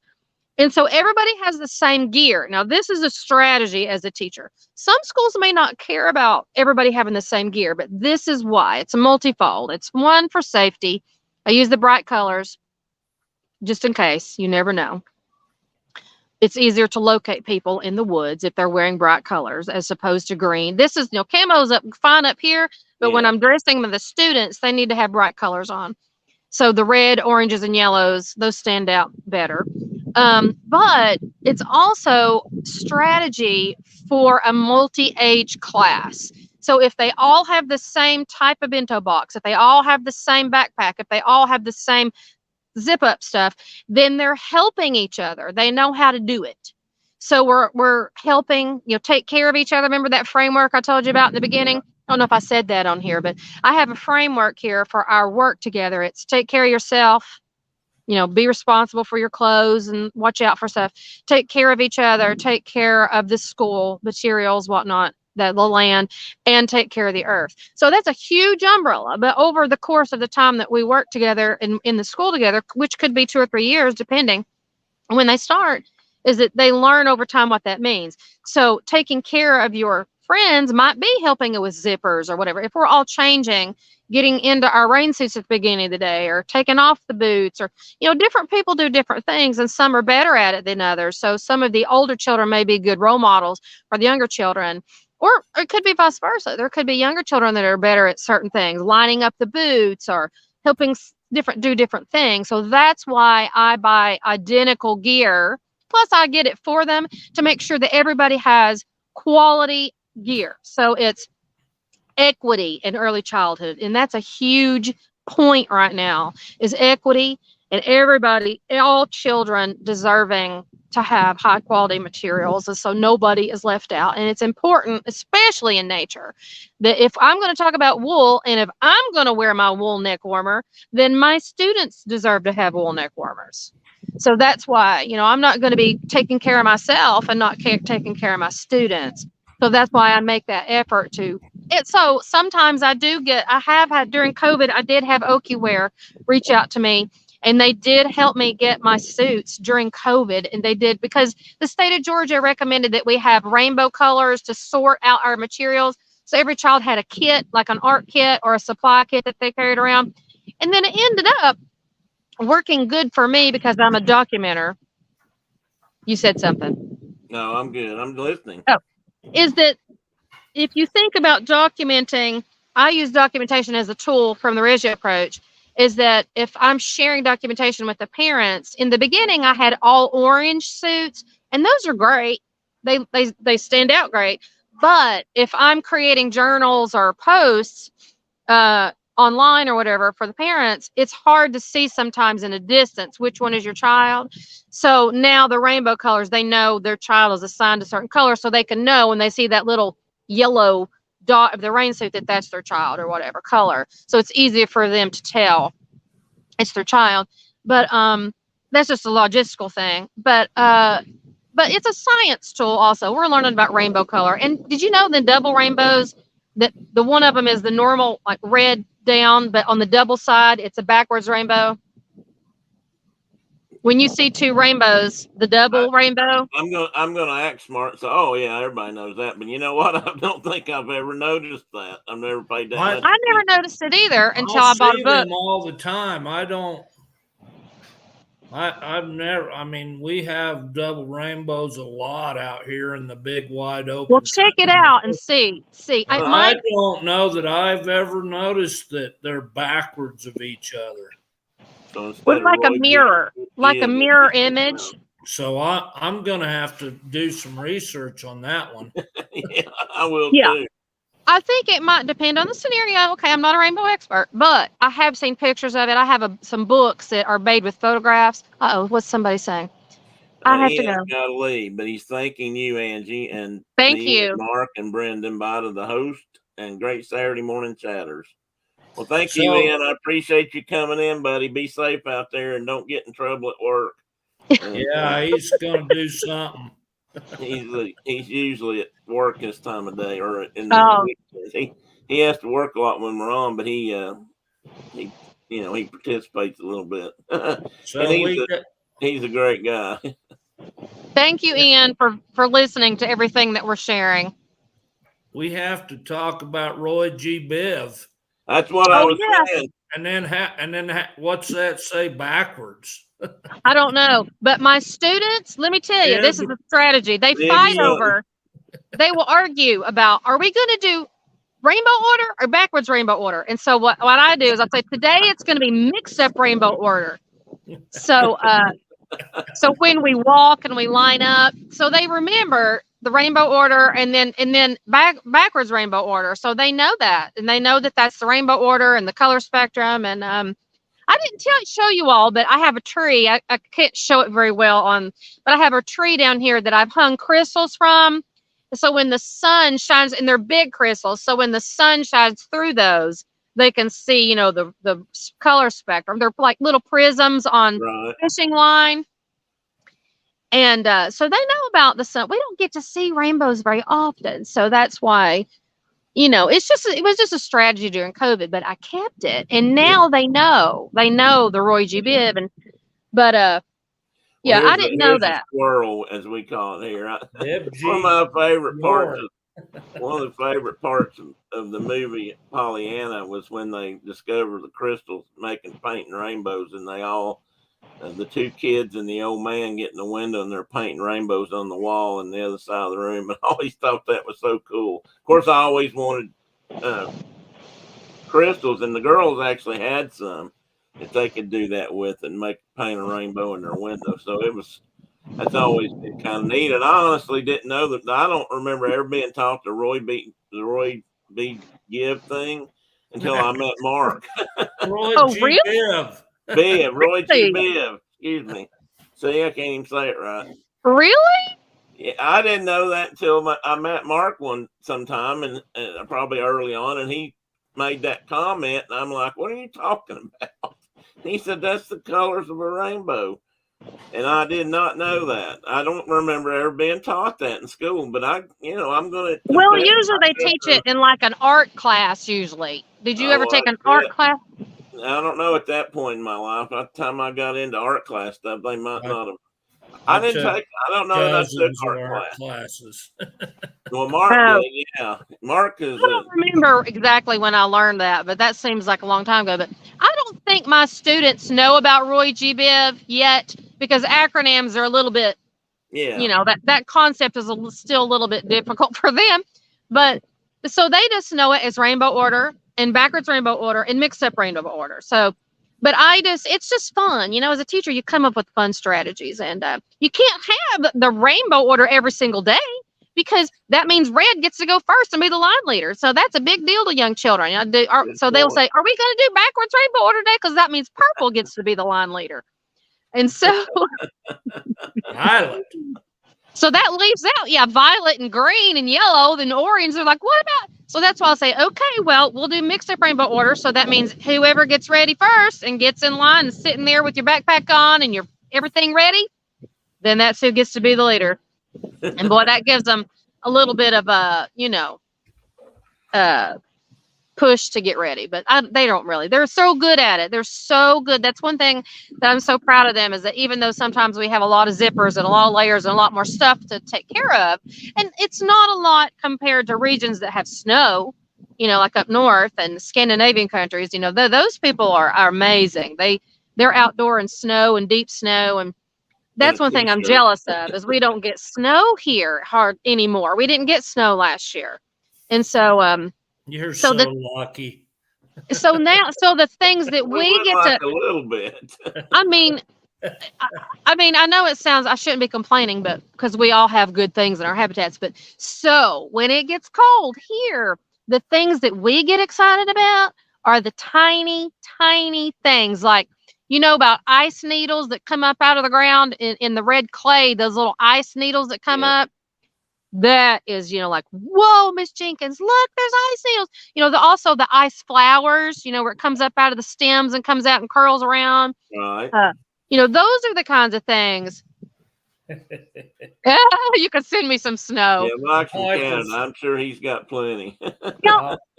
We used to get snow. We used to get snow back in what was it? What year was the Snowmageddon here in Atlanta? We used to get snow. I'm trying to think. It was 2000. I think it was 2015. I can't remember.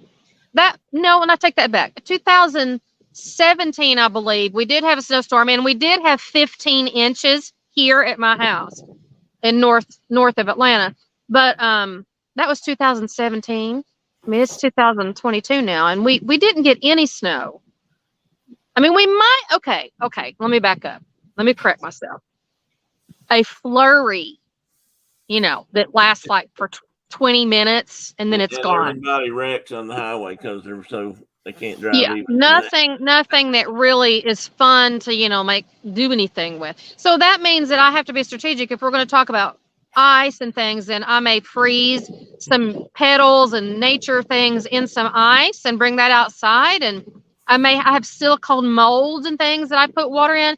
Sometimes everything that's in my garden, I dry that. And I do leave some things out for the birds, but lots of stuff I dry and I take in and I keep it in my indoor studio. So I have plenty. And then I may use that through the winter.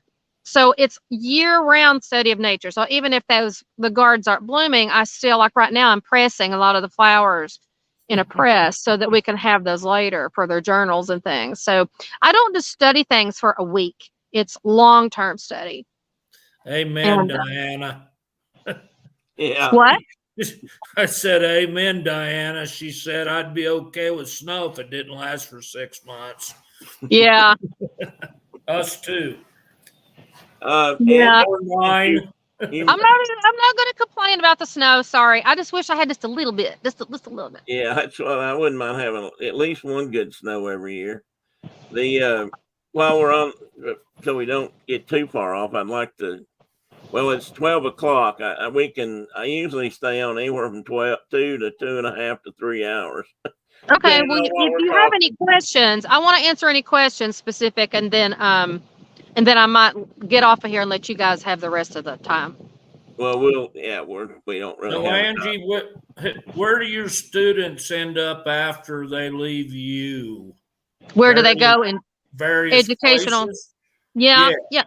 Yes, because that's a good question. I do have people ask me that. How successful is their transition into other programs?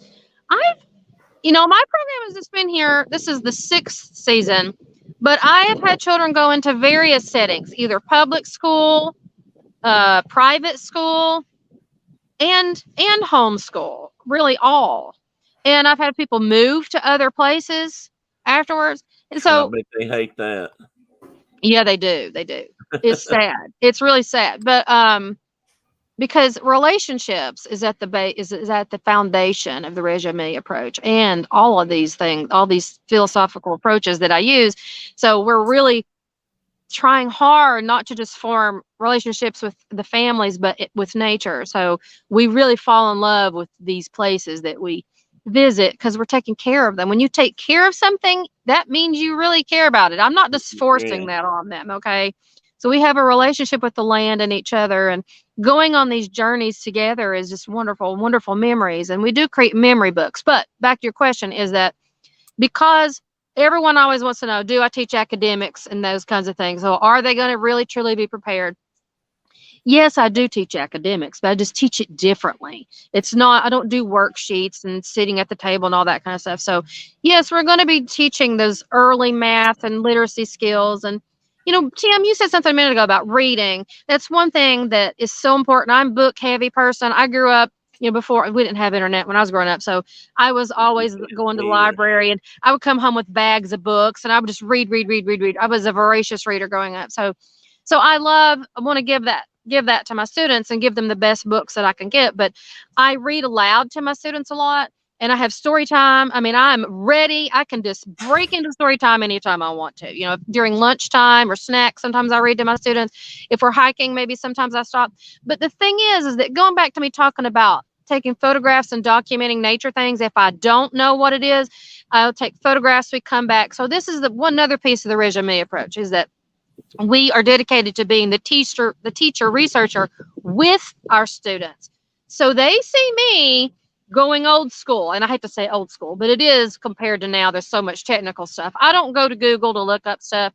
Even if I sometimes use iNaturalist, I go to my books. They see me pull out my big guides, look through the index, look through the table of contents, looking through the pages, looking at the page numbers. So they see me.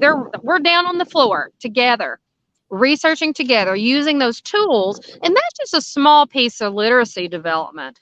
And over time, and I'm also signing in. There's many, many ways. I didn't stop to show you inside, but I have a message center where everybody has a mailbox.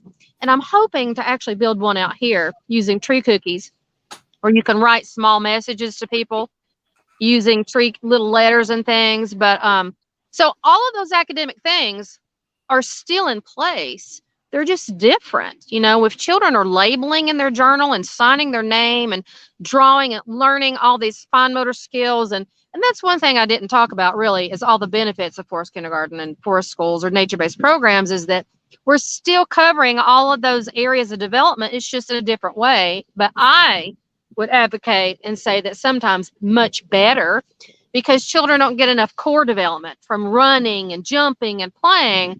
So because they're getting that outdoors, in some ways, I think they're more prepared for going in to those multiple settings, what you're talking about, whether it's private or public or wherever, because lots of children don't get to get out and play. They're stuck inside, or their parents are afraid, or they're watching too much TV or video games or whatever. So they're in an air conditioned space and they're not used to coming outside. They're not used to preparing to wear those things. So they're learning that if you're dressed appropriately, that yes, we can stay outside in the cold, and yes, we can stay outside in the snow or whatever weather it is. But no, not if it's super dangerous. No, we go inside when we need to. But what I'm saying for the most part is that preparing is important. But yes, I just, as an educator, because I've been doing this for so long, I did things, back in the day when I was young, that I'm not proud of, that I didn't think was the best way. But over the years, I've learned, just as everyone does, we all grow as we go through life. And I'm not saying what I do is the best or that I am the best. I'm saying that I always have goals.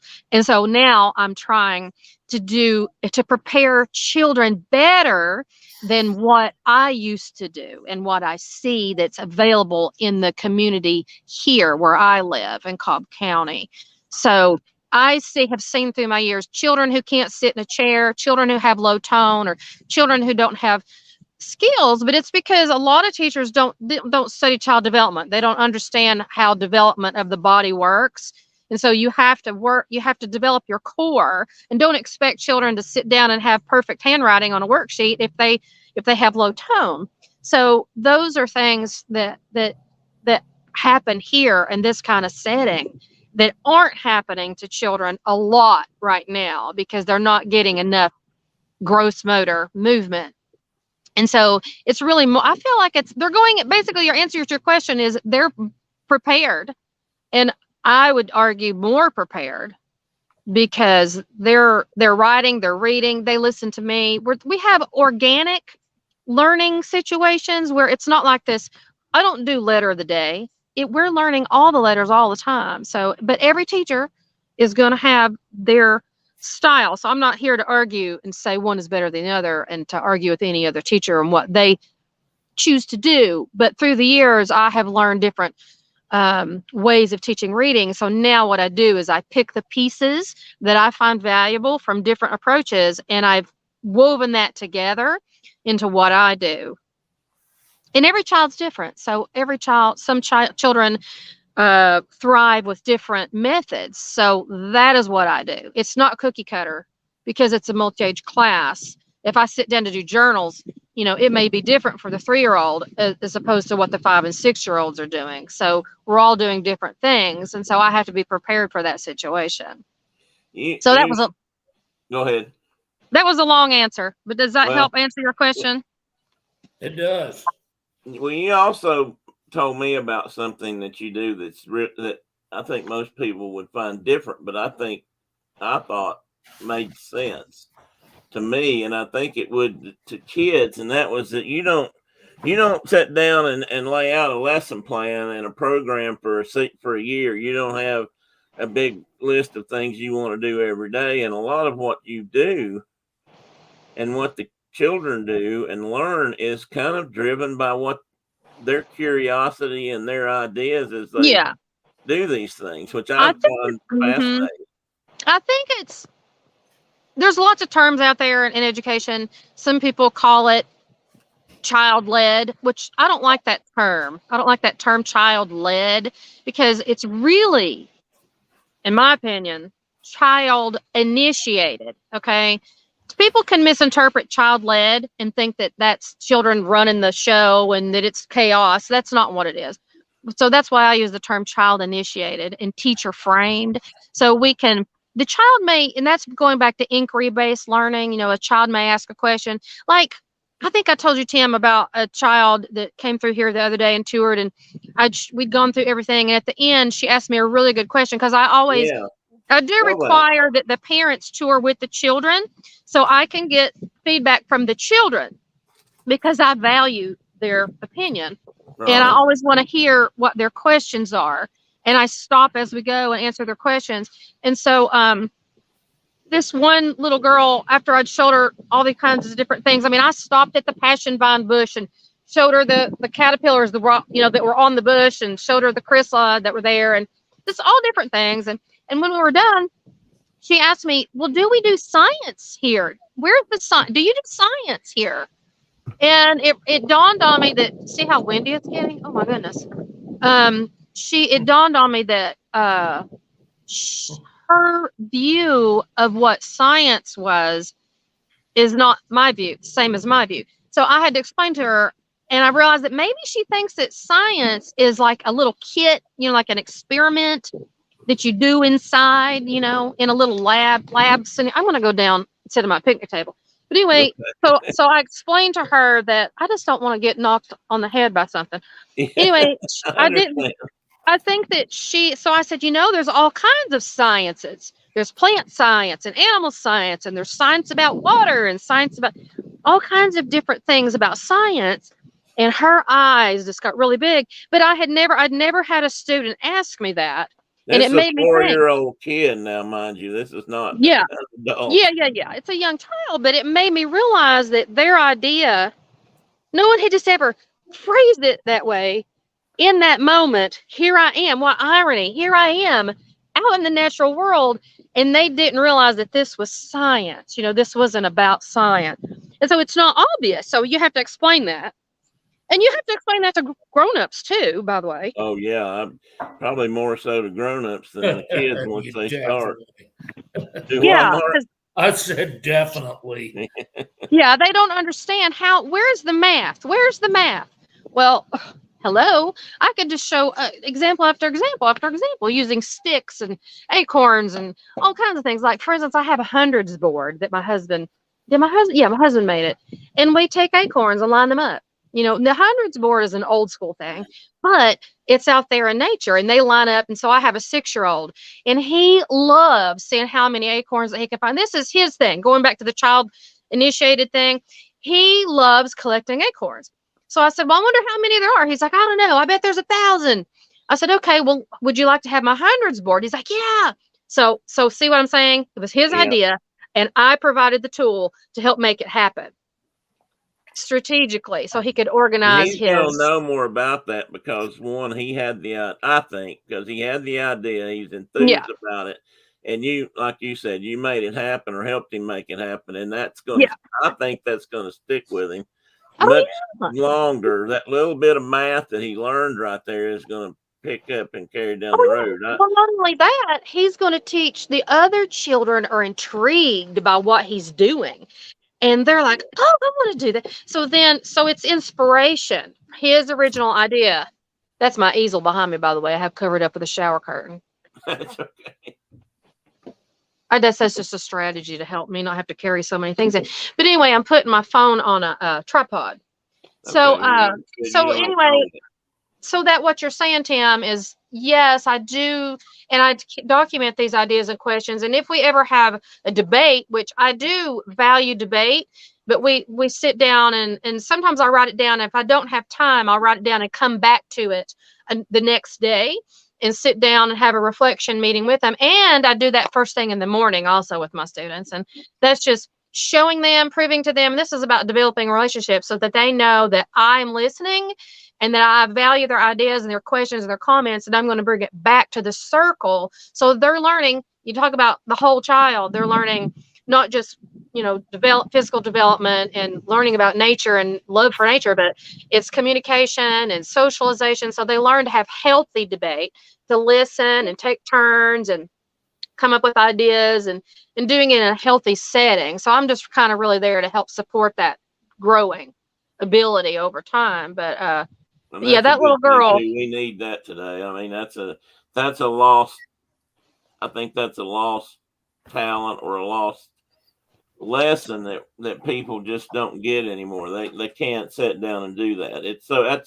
We're so divided in this country, and we talk about that some of my nighttime show.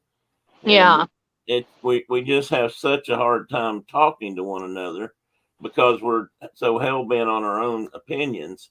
Yeah, passionate about what you believe, and people are screaming. And I don't have anything against being passionate. You need to learn how to work around that and talk about it with people because, well, we're just stuck and we can't seem to get past that anymore. But anyway, so I think it's good to start them at that age. At that age, if you can teach those lessons, even if they don't realize what they're learning, I think those are the things that are going to be in the back of their minds forever. I firmly believe that. I do. I agree. I do sometimes have parents that worry about not that they're not going to be able to transition or make it academically into a program. It's kind of the opposite. It's like they realize how wonderful it is, and they worry about going into public school systems that are not thoughtful about the individual children's ideas, and just everybody's doing the same thing. And I know, I get it. I've not ever had to work in a school system, and I chose to not do that early on. But I grew up with a father who was a career educator. So I saw it all.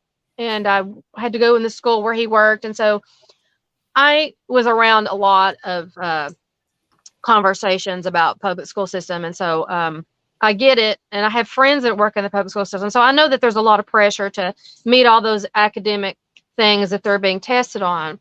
But I don't have any concern about my students going forward. But are they going to be supported emotionally? Are they going to feel the joy of being outside? Probably not. But what I tell my families is this: in the long run, even if they're not going to go forward into that setting, you have to feel better as a parent, knowing that they did have this time in their life, because it's only once.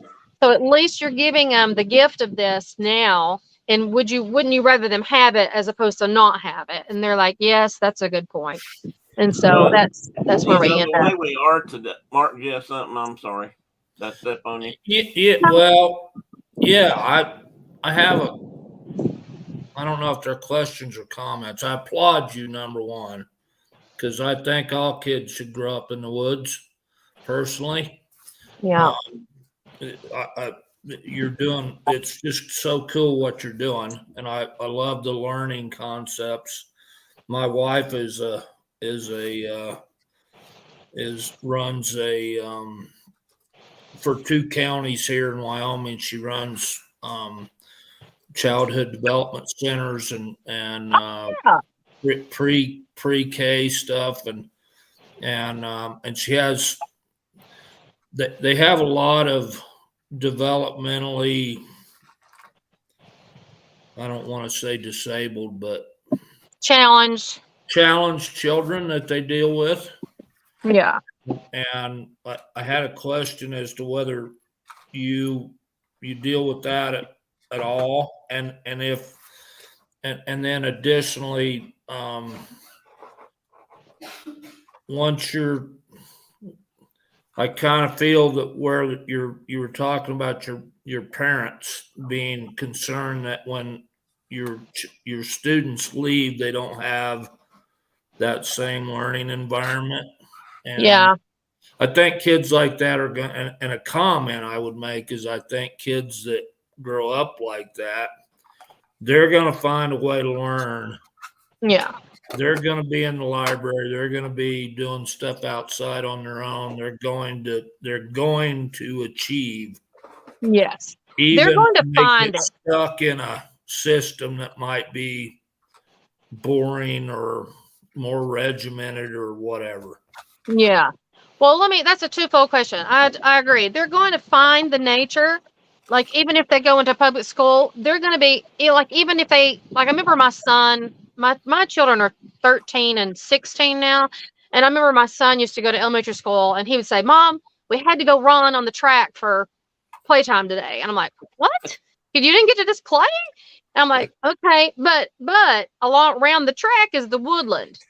And so he would find a butterfly or something. He said, yeah, but I found this little butterfly and some children were trying to crush it. And I asked them to stop. I'm like, so yeah, that's a small, very micro moment of, I knew that even though he wasn't enjoying the forced running around the track for PE as punishment, which by the way, Georgia just passed a law that they can't use outdoor play as punishment anymore.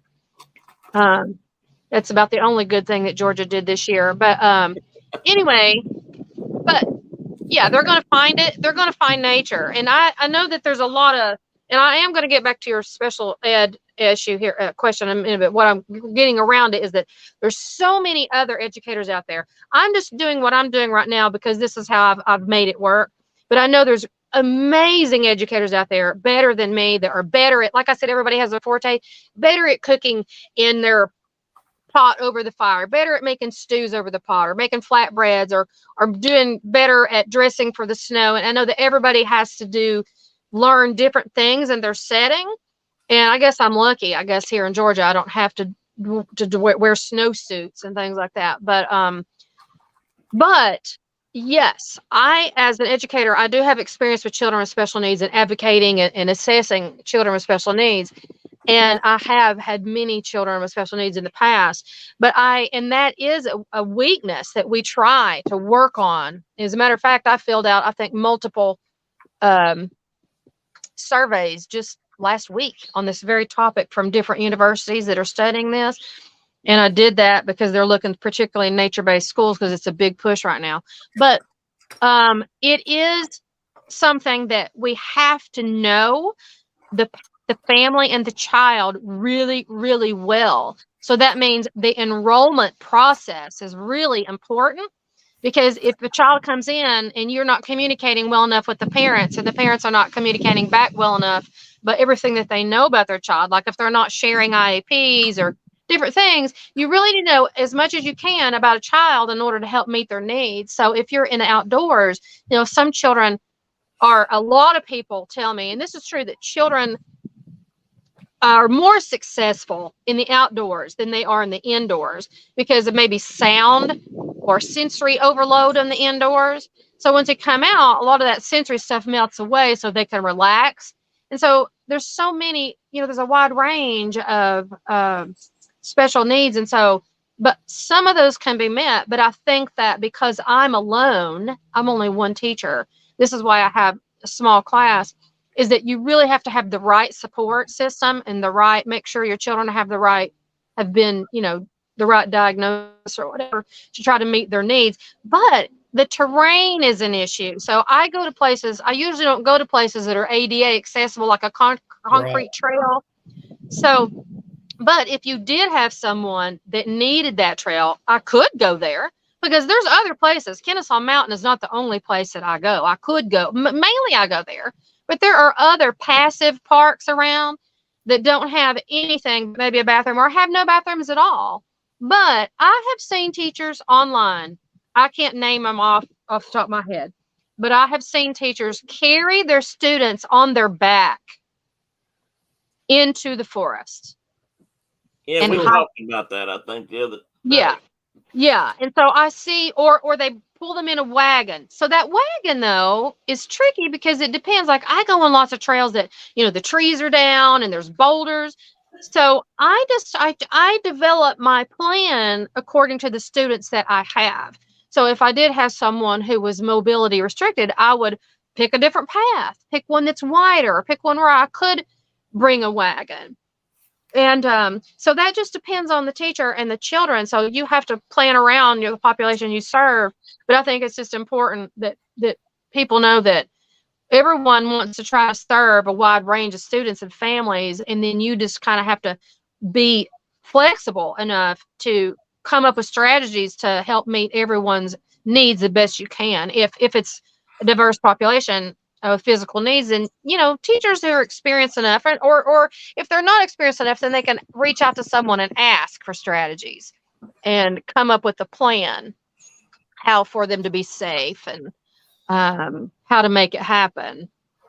Does that answer your question? I know that a lot of teachers don't I know a lot of teachers do not have support in a lot of private programs and public programs. And so they have to take a lot on themselves to find out and form that relationship with the parents. And this is for any program, not just outdoors, but I think in the outdoor programs, there's a lot of that trying to get them. This is what the what do you call it? What I say a minute ago, the people that reached out to me to ask me to fill out their surveys was they were wanting to know, what are the hurdles to getting children outdoors? Was it transportation? Was it gear? Was it financial? Was it lack of support? All things, that's the top 4. So they were wanting to know, or was it curriculum, or what is it? What is it? Because they're wanting to try to figure out, people in higher places are trying to figure out what are those hurdles and what can we do to support programs. And so that's why they're surveying people like me to find out what my hurdles are. I Carol, don't mean to stop you here, but okay. I think Carol may have a question, maybe along the same lines, or it might be different. So he said she's got more coming. If you can't read it, she's saying, regarding transition from forest school or any alternative education program to public school, and there's more to come, which will probably pop up in a second. Okay. We'll get the rest of it. But one of the things I like about this idea and this way of teaching is, and Carol is an educator in Michigan, so she's going to have probably better opinions or knowledge of these things. So I'm just playing it by ear and what I remember when the girls were in school. But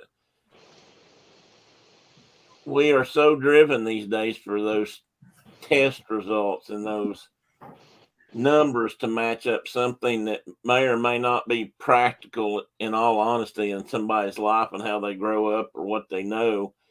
And this, what your kind of a school does, in my opinion, is, of course, you're only doing it for little kids. little children. 3 through 6, and that's their foundation. But what you're doing, what to me you're doing, is building an early regard for discovery, for curiosity, for the interest to learn, and it's going to be different when they go to school, because it's going to be more regimented now because of these, not in part, not completely, but in part because of these new way of looking at education, which is all a number-based thing, and it's not really about the children individually. It's not about what they do and what they learn. Here's the rest of Carol's comment. Children need to spend their early years in an environment where they can develop relationships with others and learn to be in tune with their own emotions and those of others. Yes, and that's a big part. More a comment than a question, but unless she has more to come. Yeah, I agree. And what you're saying, Tim, I don't mean to interrupt what you're saying, but yes, totally what she's saying. And I think there's a lot of teachers who are waking up now and realizing that, oh, wait a minute, we focus so much on these test results that, and what we call that is the push down in education. The early higher grades said, oh, well, and I'm going to say this, and I'm not going to name which school so I can, be smart here. But I worked in a school where the team of preschool teachers, we were working on whatever planning or whatever, and we heard that the kindergarten teacher was going to come down and join us so she could tell us what we needed to do to get our children ready for her class. Oh, now. That was a huge red flag. And when I was like, okay, come on in. So when they came in, so I was like, I had a child development background. So, but all that bulleted list that she gave us, was basically almost felt like, here are my demands. You do this so I can do my job better. And I'm like, wait a minute. Wait. Those things are okay. Yeah, we're already doing that. So are we talking about percentages? Are we talking about the percentages of how well they do that? Or are you totally ignoring emergence of skills? So we got into a whole percentages thing, because schools do talk about that's how public schools and other schools talk about how well, and if a child has an IEP, what is the percentage of success in a certain skill?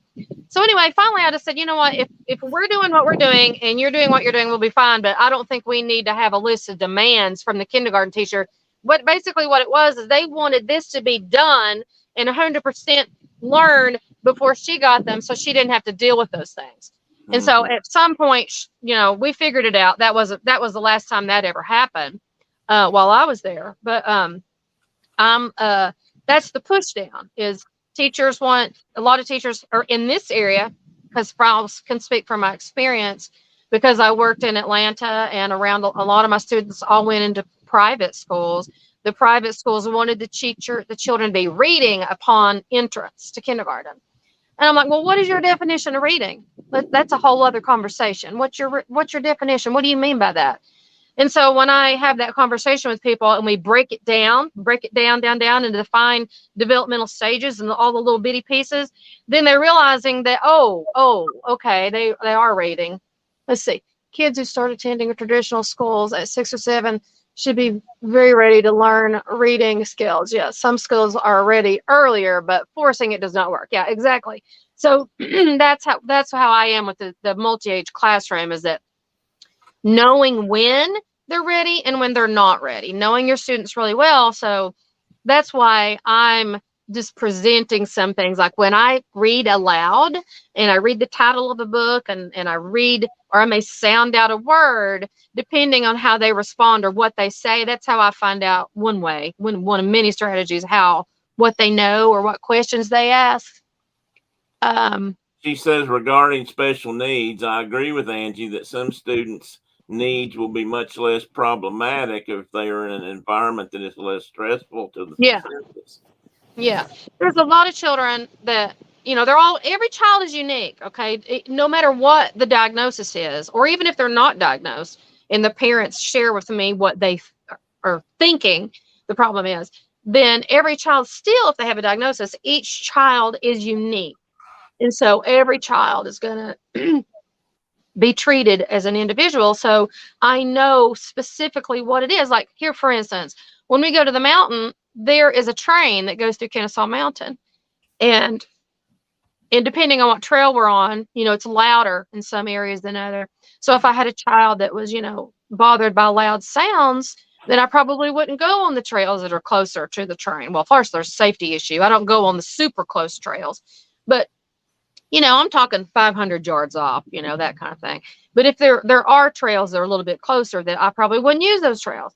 But in general, it's like all the tensions melt away when they come outside. It's I hate to say the word magical, but it really is quite amazing to see. It's just the feeling, your body. I mean, just as grown-ups. I mean, you gentlemen know the things that you love about being outside. And that's one thing that when I did my training that they asked teachers to do is go back into your childhood and think about think of a story about where is your happy place. Like, I mean, Tim, I've heard you talking about being the creek and flipping rocks and all these things, all of those things. And then you think about, oh, okay, well, that was joyful for me. So maybe if that was joyful for me, maybe that will be joyful for my students.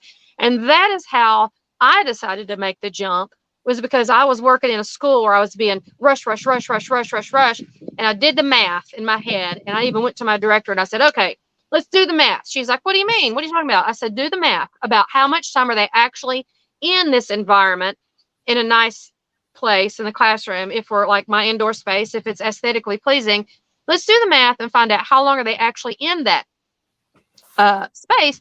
And so we came up, and it was only a half-day program, so it was 4 hours, and it ended up being only like 30 minutes or something. I said, that's because they're running to all these specials. And I'm not trying to be ugly to teachers who are specials teachers, whether it's the library or the studio or the chapel or to music class or whatever, all these specials, PE, is that children were running too much around and they weren't being able to settle. So do you know where I'm going with this, Tim? Talking about deep play is that, and I'm being really loose about this. Okay. But there is research. I wish I could have found it, but ahead of time. But if you think about, I'm going to make this parallel between deep sleep and deep play, is that when you talk about, what is it called? REM? Yeah. REM sleep being the deep sleep. Well, you hear about how it takes so long the time frame to get into REM sleep, our deepest quality sleep.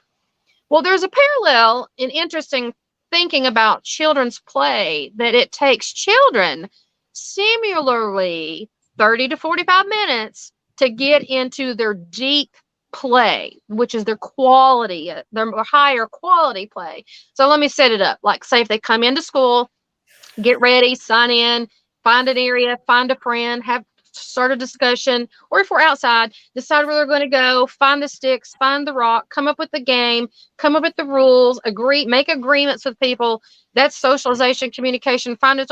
But that's 30, 45 minutes set up to get into the play and get into deeper quality. And when I say quality, I mean agreements, communication, not fighting, not arguing, smoothly playing, or whether they're digging in whatever the play is it takes time for that to happen.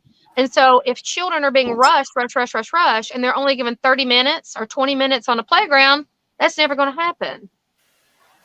So that's why this more uninterrupted, longer amounts of time playing is important, because it gives children time to get into those scenarios and to truly relax and discover and make those social interactions and to communicate effectively and learn. Because if you're just rushing them, how are they ever going to be able to sit down? How are they, like my children, for instance, love to roll over rocks and find roly-polies.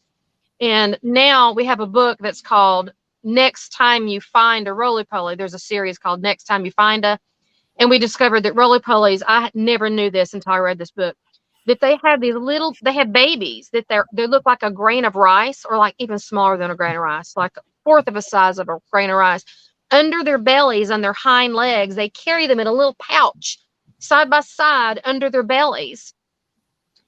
And once we read that book, because that book had photographs in it, now every time we go outside and we're looking for roly-polies, we take time and we look for the babies to see if that's a mommy roly-poly, if she's carrying her babies under her belly.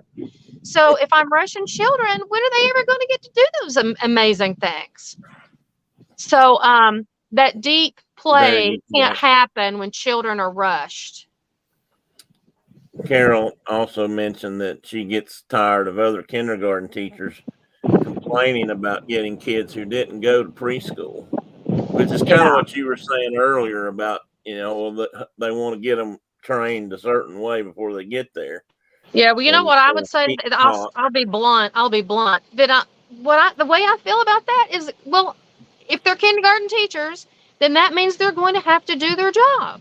Yeah, exactly. Well, I mean, kindergarten used to be the starting point when I went to school. Yeah. Kindergartens were rare. I didn't go to kindergarten. I didn't even know there was such a thing. And it's not mandatory. Here in Georgia, it's not mandatory. But now you've got so many preschool. Sorry, I'm standing up, guys. I'm having a leg cramp. That's okay. There is what was I saying? Kindergarten. Yeah, kindergarten, like you said, not mandatory, but now it's pretty common. Most kids go to kindergarten these days because it's offered at public schools and things and private schools.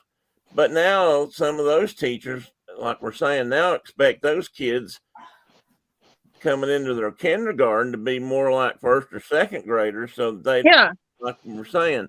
And when I started first grade, unfortunately, I probably knew how to count some and read and write a little bit, but I didn't know hardly anything in that regard. But I sure grew up having a good time.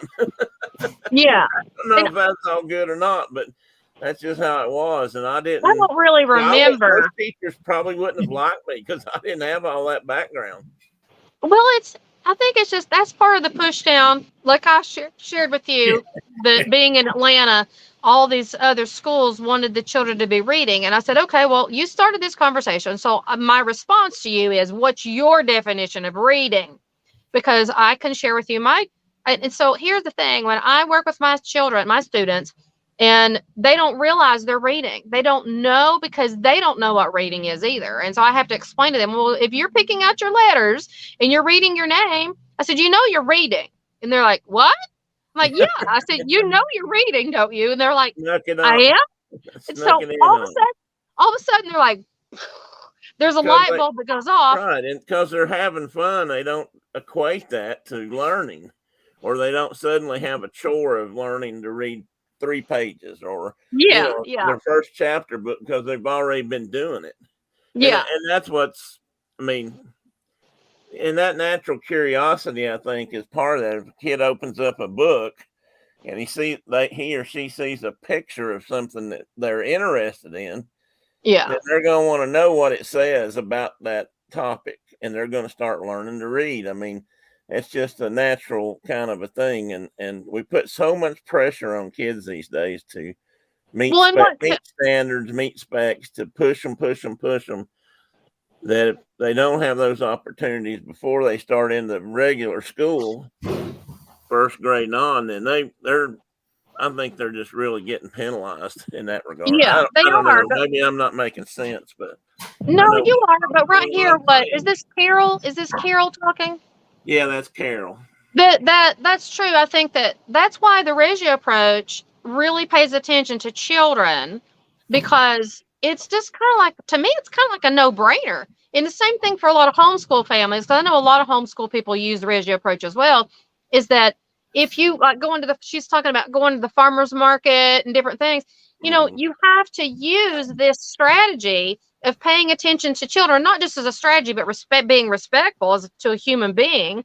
But it's kind of like you have already got the buy-in.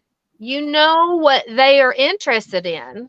So then you form the curriculum around their ideas instead of making up this random stuff to study. And that's why in the natural world, we are around the seasons and natural world and butterflies or whatever it is. There's so much. I mean, the natural world is immense. There's so many things to study.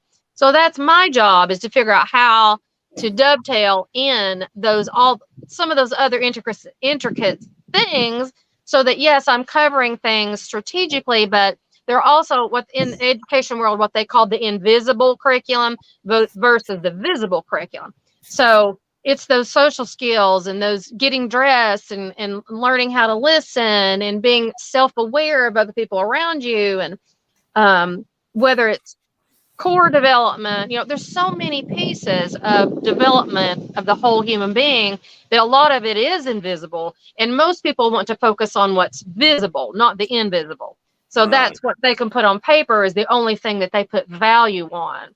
So that, creativity and being a problem solver, or being a really good leader, or being the one who's going to be the role model or the mentor for a younger child, all of those things are character driven, and they're so important and critical to growing up to be a successful human being, no matter where you live, no matter what field you go into. And so that's why those things can't really be transferred onto paper, and that's the shame. I mean, maybe they could, but it's just not if they're looking for academic stuff that they could test, fill in the Scantron. Well, that's because exactly. Because it comes down to not really how much a kid knows, but how can we test it so it can be run through a computer and counted and marked up as a statistic, so that it's fit, and it may not have diddly squat to do with what they really learn. Yeah, what they really know. Yeah, and the sad part is it's all connected to politics, and I don't want to get down a dirty road to talk about politics, but is the bottom line is that those numbers on those tests are linked to government funding. And so even in my own state, they have quality rated system, and the governor at one point wanted every single program in the state to be quality rated, and I was like, what? No, I'm not doing that. And they were like, why? And they kept calling me and bugging me, wanting me to do it. I said, why do you want me to do this? Well, the governor wants it. I said, but why does the governor want this? And then I said, then they dangled some money, out there, like, well, if you do this, we'll give you this much money. I said, well, what am I supposed to do with that money? Well, we want you to use it in this one catalog. I said, well, Kaplan? I said, I know Kaplan. I said, but it's just a bunch of plastic stuff. I said, you don't have anything in there really that is beneficial for me outdoors. I said, do you have any wooden garden beds? Do you have any wheelbarrows? Like real ones, not toy stuff. I'm talking about real stuff that or child size stuff or eco-friendly, you know, something that's sustainable. Or do you have any wooden picnic tables or you know, I had a long list of stuff. And they were like, well, no. I'm like, okay, well, then I'm not interested. And then they said, and I said, what about your curriculum? I said, do you expect me to follow a certain curriculum? Because I don't really think your assessors are really qualified to come out here in nature and really study, really help me with that curriculum. I'm not going to follow your curriculum because it has nothing to do with the natural world year round. And they were like, oh. And then they were like, well, maybe if you get this, oh my goodness, quality rate, I'm sitting under an umbrella too, is that once you get into that curriculum conversation, then they're like, oh, I see.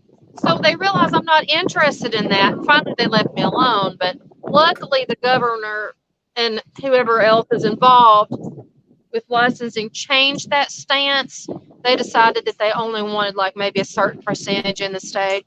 But if they ever do enforce that, I don't know what I'll have to do. I'll have to either close my school or move or find a way to run the program in a different way. I don't know, but that would be a terrible thing if the state decided that everyone needed to be part of the quality rated program, because I don't want to be a statistic. I don't want my program to be used to be a statistic for the governor. What were you going to say, Mark? You got to go? And that's what it's about. You had your hand up. I don't have my hand up. I thought you had your hand up. I'm doing hand signals to my bride. Oh, okay. We got major meltdowns going on with stuff. So. Household stock or? No, it's fine. So you're in, did you say Wyoming? Just a bunch of women trying to make a decision. I got you. Daughters and mamas. That's a combination that can blow up in a heartbeat. Now, I might get killed here any second, guys. Just FYI. My stray bullet. If it happens on the YouTube, there you go. I'm sorry, Angie. You may not have seen all her notes, but she was.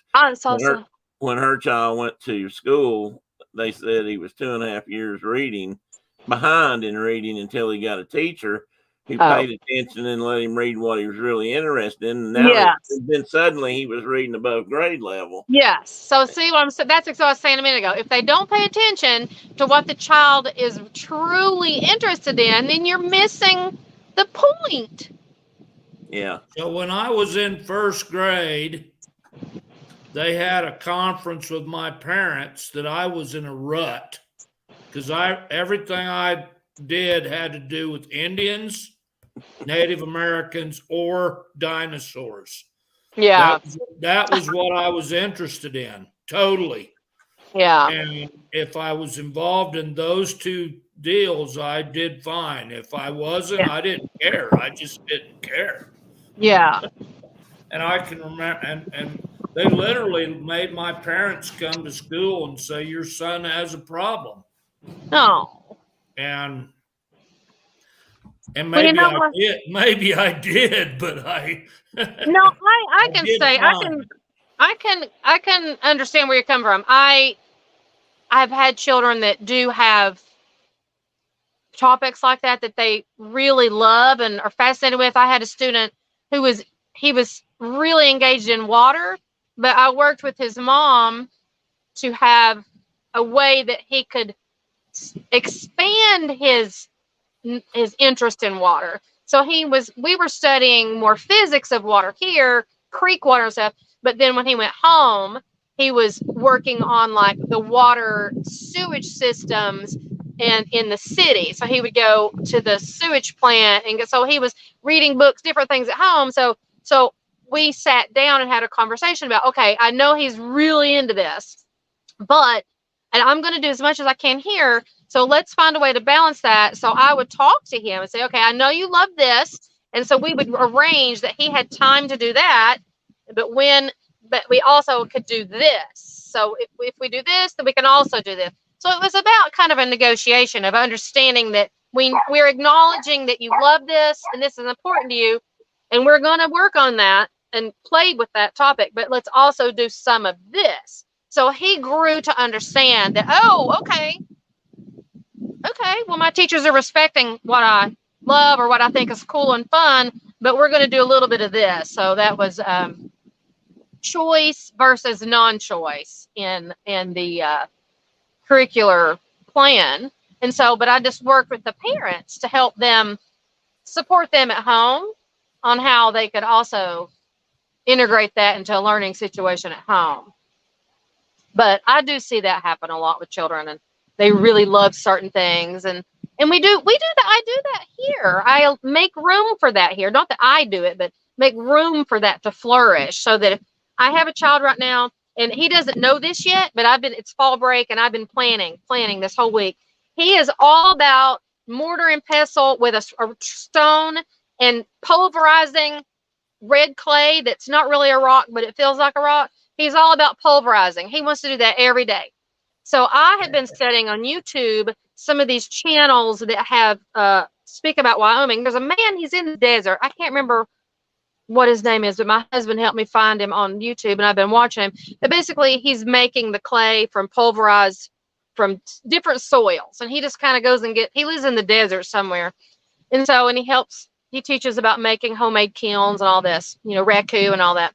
So anyway, so I'm going to take his interest and his passion and his everyday, the thing that he loves to do every day, and expand upon it. And I'm just going to see, I may not be successful in what in my mind is thinking successful, but we're going to see where it goes. And so taking what I know that he spends a lot of time with, because he has inspired other children in that topic.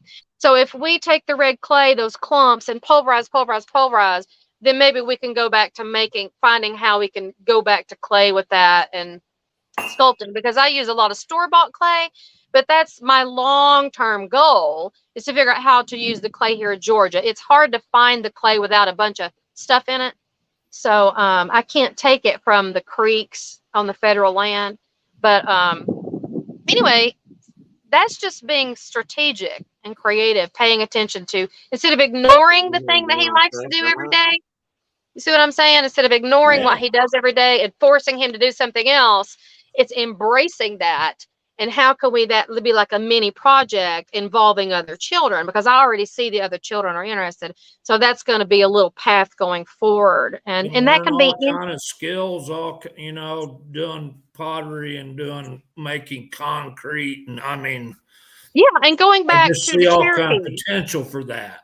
Yeah, and going back to the early people that lived here, the Cherokee, that was part of their culture, was making clay pottery. Right. So, not that I'm going to be skilled like that. Okay. I don't have a kiln, but I would love, like my fire pit, I would love to use that to make some sort. I don't think I could use that, but try to do raku at some point. That's something I'd have to do very carefully. But anyway, it's potential is what I'm saying. It's not ignoring the child and what they just naturally are drawn to.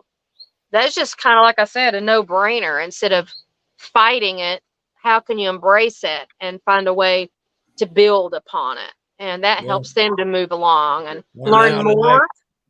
Waddle and build homes. Yep. Clay and straw. And that's an example there of not being able to, in a really strict curriculum.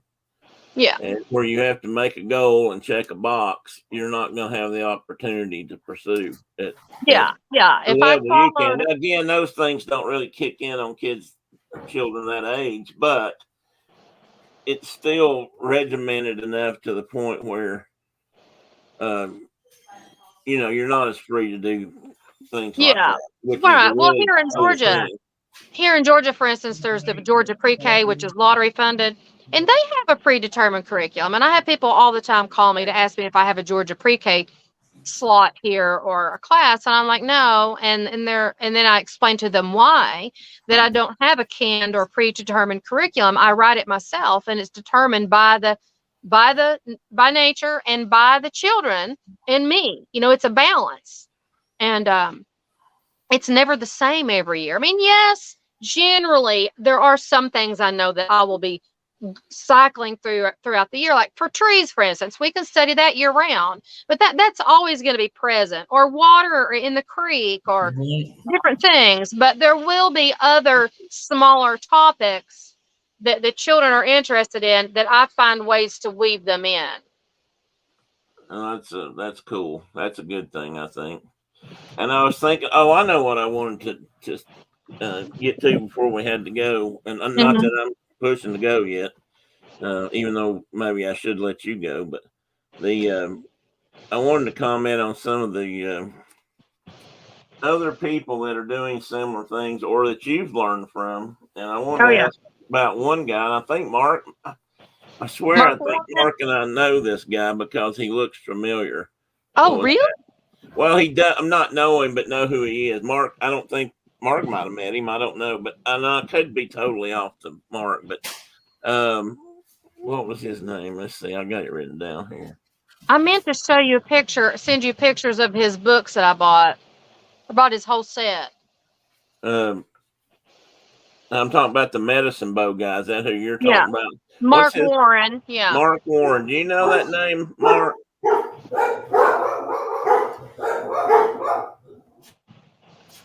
Sorry, I got dogs barking at people. Okay. Who? Well, let me see if I can post a link here. It's Mark Warren. Mark Warren?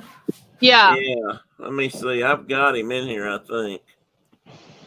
He writes. Where do we know him from, Tim? Well, I don't know. He just looks really familiar, like maybe we've watched him make bows or flint. You might have seen him do some classes in Tennessee, because he's here in North Georgia, and he has the medicine bow. So he does come and do lectures and classes and things.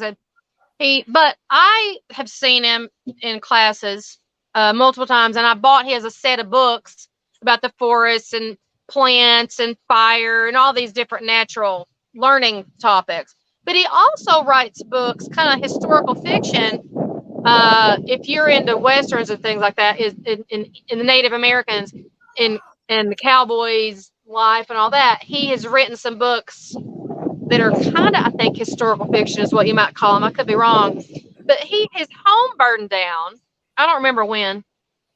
But his home burned down, and he lived in a teepee for like a year or two. And he wrote a book about his experience in the teepee. But he writes books about some of those, historical cowboys. I can't think off the top of my head, but if you Google him or go look on Amazon. He's written some books about, I'm just looking here real quick at Wyatt Earp and different people like that. He's written probably a narrative type, fiction. Yeah, historical fiction maybe. Fiction that's got some accuracy to it, kind of thing. But he teaches. About him he teaches classes, right? There he's got a book called 2 Winters in a Teepee. I can appreciate. Yeah, 2 Winters in a Teepee. Yeah. I'd like to spend a couple of winters in a teepee right now. But he's not Native American, but he has learned a lot and taught for a long time about using plants for medicinal purposes and just all kinds of things, whether it's making bows or taking bark and making pouches and weaving and just lots of different things that are outdoor. Sometimes people call it bushcraft. And all kind of people. Yeah, exactly. Yeah. I've seen him go to nature centers and different schools and conferences and do presentations, and a lot of people are interested in that. And so he's here in North Georgia. So when I went to one of his things, I bought his whole set of books because they're all really interesting. But as I showed you early on, I'm a book person, so I think every book is going to have value in it, and because everybody has their own perspectives, I just like to have it at my fingertips and share it with other people when they come by and stuff. But Mark Warren, he's here in North Georgia. But the other book I was telling you about, that Coyote, that guy's also here in Georgia. Coyote. Is he Native American?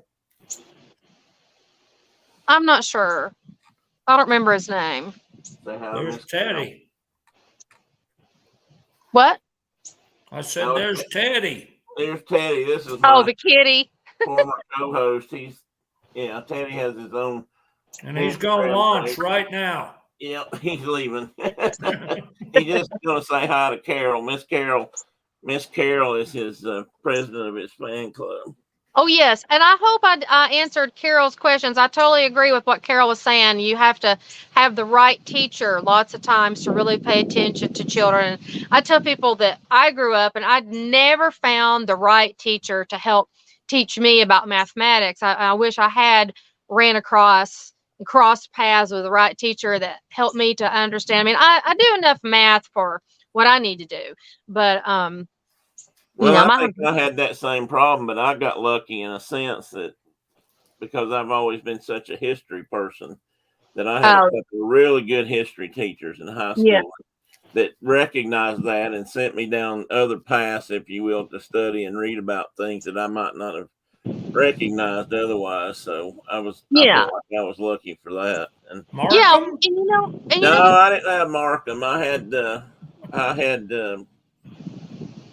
a younger guy. He was the guy I was telling you it was in Nam and came back and teaching us how to make potato whiskey or potato vodka. I wish I'd have had him instead of Markham. And then I had another guy, Fred Booth, for another Sorry, class. Angie, we went to school. Same school. We went to the That's same okay. Don't school. apologize. It's okay. I grew up in East Tennessee. Oh, yeah, that's right. She did. In fact, you grew up. Really? Didn't you grow up towards us somewhere? Where did you go to school? I grew up in Knoxville. Oh, Knoxville. You didn't. Oh, Okay, Knoxville. but you didn't grow up in Johnson. For some reason I thought you lived in Johnson City for a while. No, my husband grew up in that area, the Tri-City area. And did your mom live up there? No, my family's in Knoxville. Okay. I don't know where I got that. I guess this thing. But I knew Brian. You just remember. It's been so long. Yeah, but I wanted to say something though. What y'all talking about history though a minute ago is that, when I was growing up, we hear about history in high school and when I went to college. Oh my gosh, I had to take so much history in college when I first went into my first degree because I was just a liberal arts major and I shouldn't say but anyway, I had to take all kinds of world history but it was all about the people and the wars and all this kind of stuff. But I didn't realize until much later after I got out of college and when I started getting into being a naturalist that there's natural history. Yeah. And I'm sure that you all understand that more because you're where your passions lie and your career and things. But yeah, I didn't realize, I just boom, once I started taking classes and became a master birder and I started realizing the difference in native plants and invasive plants and all this, just like my whole world exploded and I had no idea about natural history. And then finally it dawned on me like, wow, there's so much to learn. And that's when I thought, why children are missing out on this. All children, not just little children, all of all ages. And I did want to add, and I didn't say this earlier, I don't know if Carol's still here or not, but there are other schools out there that do go to older ages. I just happen to focus on 3 to 6. But there are other schools that go into upper ages in elementary school in other areas. And so that's great.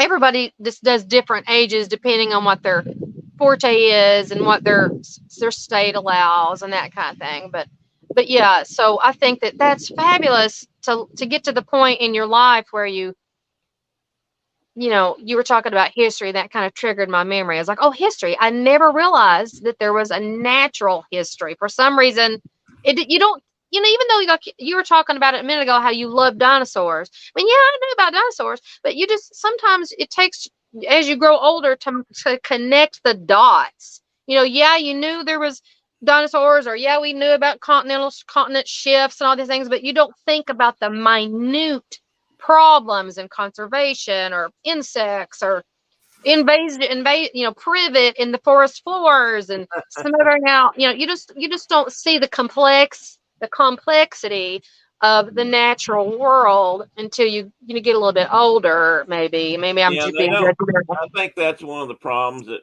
we have as naturalists or as teachers or as professional workers.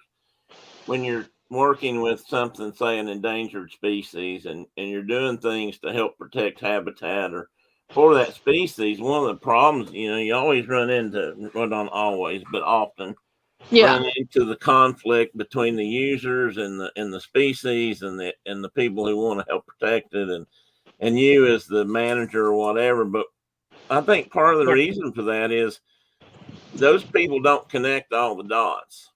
And sometimes I'm not just saying that the scientists and the nature animals or whatever are always right. I mean, there has to be some science to go with that. But that aside, I don't think a lot of people realize what the connections are between everything in that path. That circle, as we often say, has to be complete with wildlife, and that might mean some minute grass species over here that they feed on that nobody's ever heard of.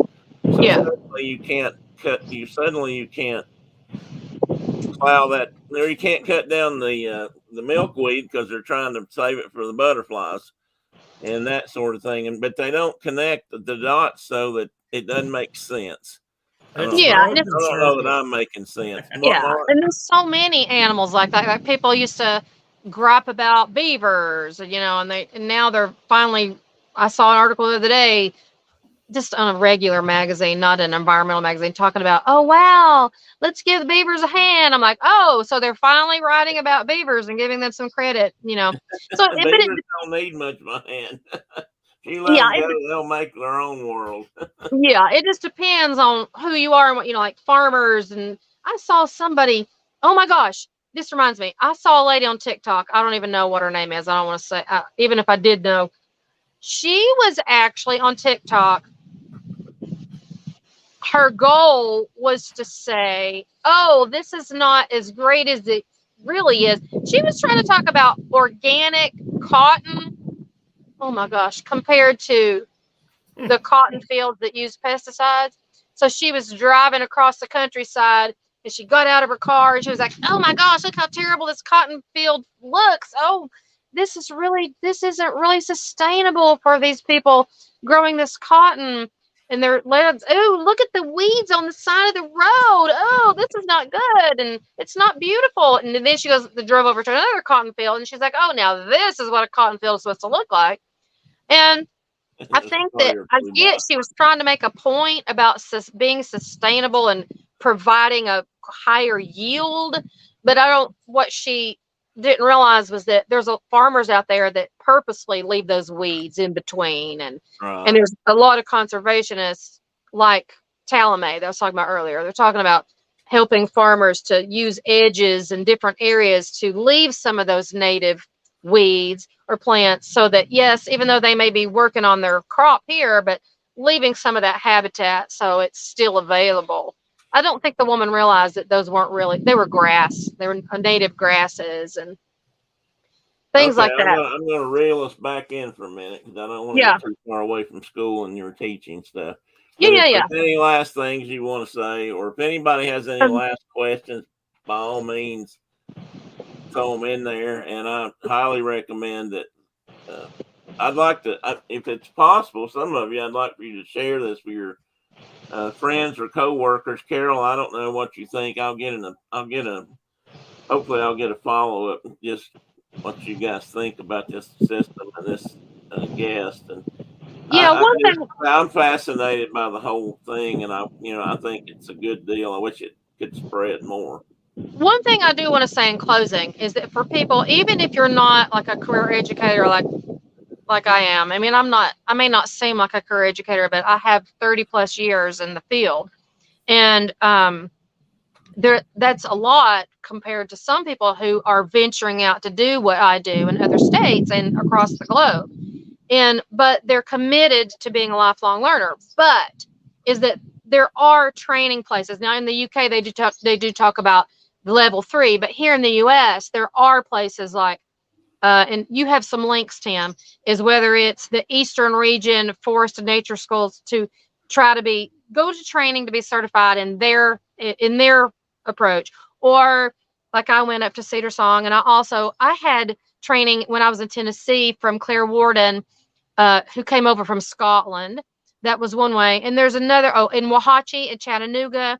What is that? The forest, I can't remember what the forest teachers, Institute or something. I can't remember what you call it. But anyway, I know you have. I know you have the links. But Yeah, I also put up the in link in Canada, there's another one. I just can't remember the name of it. But when I did my training in Wahatchee, we studied the books that the people in the Canadian training have. So there's a lot of hybrid. If you look across the U.S., there are several newish associations or training groups or facilities that are working really hard to try to support teachers who want to take this on their own and go get additional training to try to help them know where to start and what to do to make it happen in their states. And so it is growing exponentially. So that's a good thing. So everybody can look for their natural resources and go to these different training facilities to try to get some sort of support, and then go to like national conferences, whether it's environmental ed or nature-based conferences over time. So that's how people are getting started, looking for these little grassroots associations to help people get started. So that's what I wanted to say in closing. Carol's posted a comment or a statement that I'm guessing is in part of their county school thing, and it's said we aim to help students become responsible environmental stewards with the attitudes, understandings, and skills to protect our one and only Earth now and in the future. And she said that's from our district's environmental ed coordinators, and I think exactly. And I agree with that. I mean, I wow, awesome! You have an environmental ed coordinator in your district. Wow! I also think that's impressive because that is impressive. That here, so. I didn't know. That is impressive. That's amazing. Before I forget, I am proud to be able to do this today. Thank you. I'm very pleased and happy to. In honor of that, I have a gift for you. Put in your library. This is a book called The Broken Circle. This is a book about the story of the last black-footed ferrets. Oh, I remember you telling me about that. And, wow. The illustrator is in the room with us today. Mark did the illustrations in this. Really awesome! I can't wait to see it. Say I know a published illustrator now. Okay, so tell me, where is the black-footed ferret? Is it out there in? Wow, these were in Wyoming. Oh, how far was their habitat?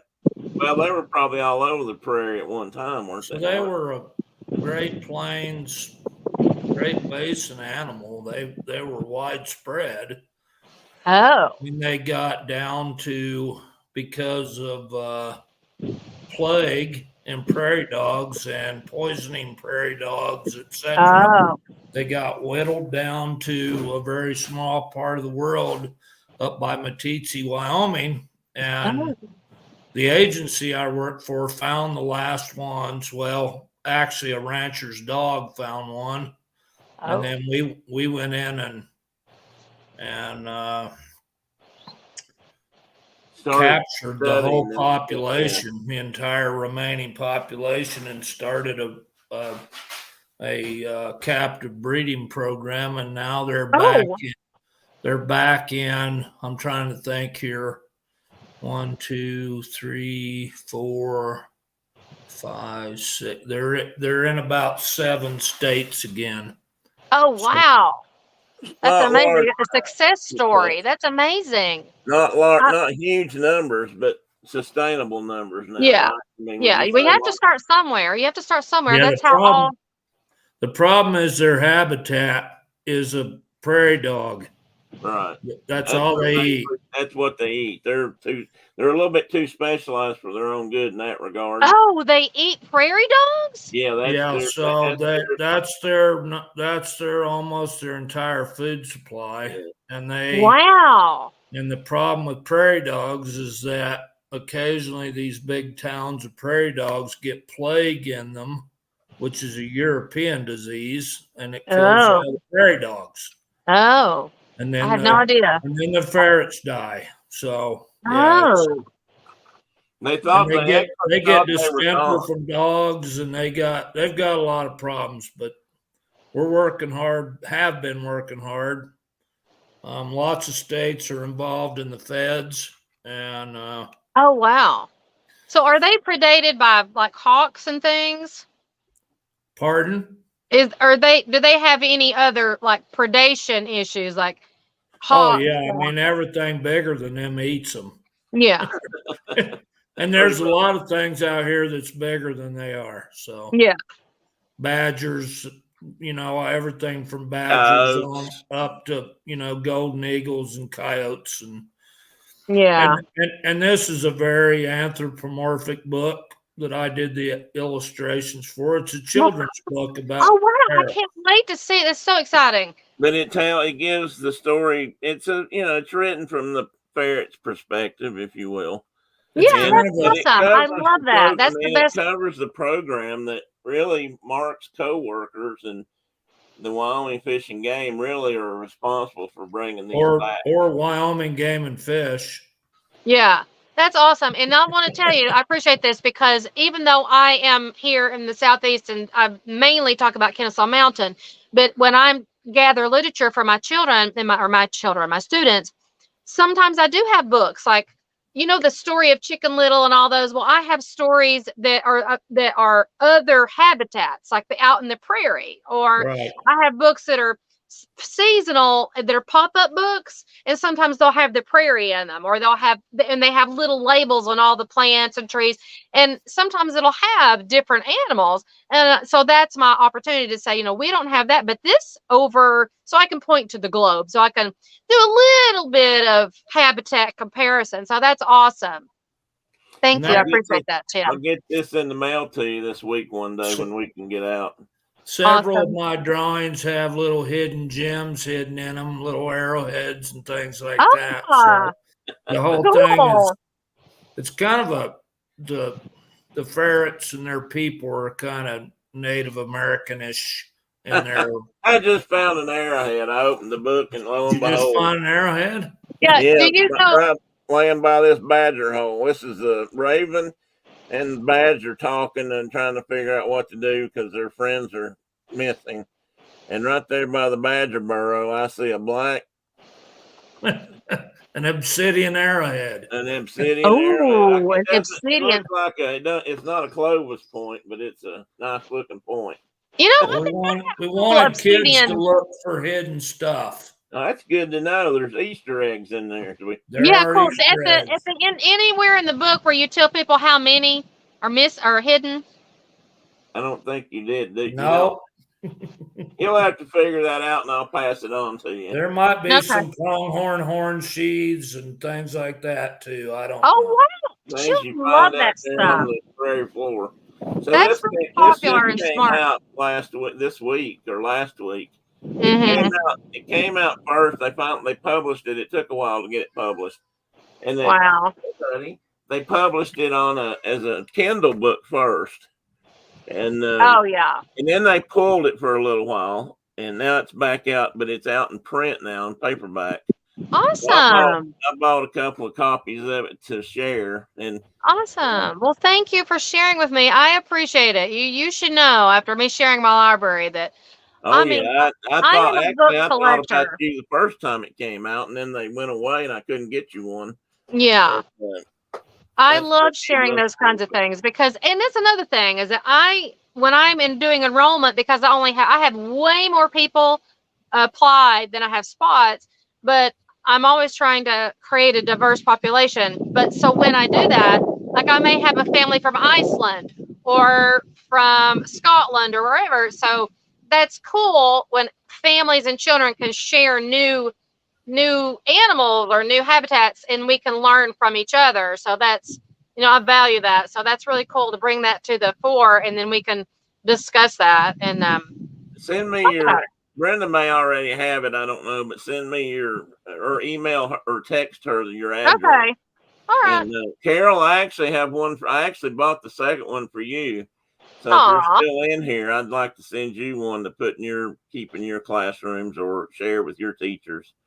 And give them a chance to read it. I'd buy one for every kid in the school if I could afford to buy that many. I mean, for two reasons. One, my brother, probably my best friend in the world, drew all the art in it, which I'm just amazed by. And but he has more connections than that. He's actually he's actually married now to one of the author's former wives. So there's family connections with Mark. He's It's a spidery web. It's a spidery web, yeah. One of the authors has passed away, and after that, it's a long story. But anyway, after years of prodding Mark to date his former wife, and I guess after he passed away, Mark did, and they're married now. So there's a lot of family history here with this book. So wow, well, I can't wait to see it. Mark drew the pictures in it. So you were talking about an illustrator the other day, and you might have to talk to him one day about that. I know. I have so many stories from my nest cams. From my nest cams. I work cheap. I haven't gotten a dime from this. Oh, wow. But his name, he does have mention in it. It's not like they completely wrote him out, but wait a minute. They didn't put you on the cover as the illustrator? Well, I painted the cover. No, they didn't put him on there. They put him in the acknowledgments, I think. What? You should be on the cover, illustrated by. I don't think I got that mention either. Well, here on the title, I'm on the title page. The title page, it says illustrations by you. Oh, okay.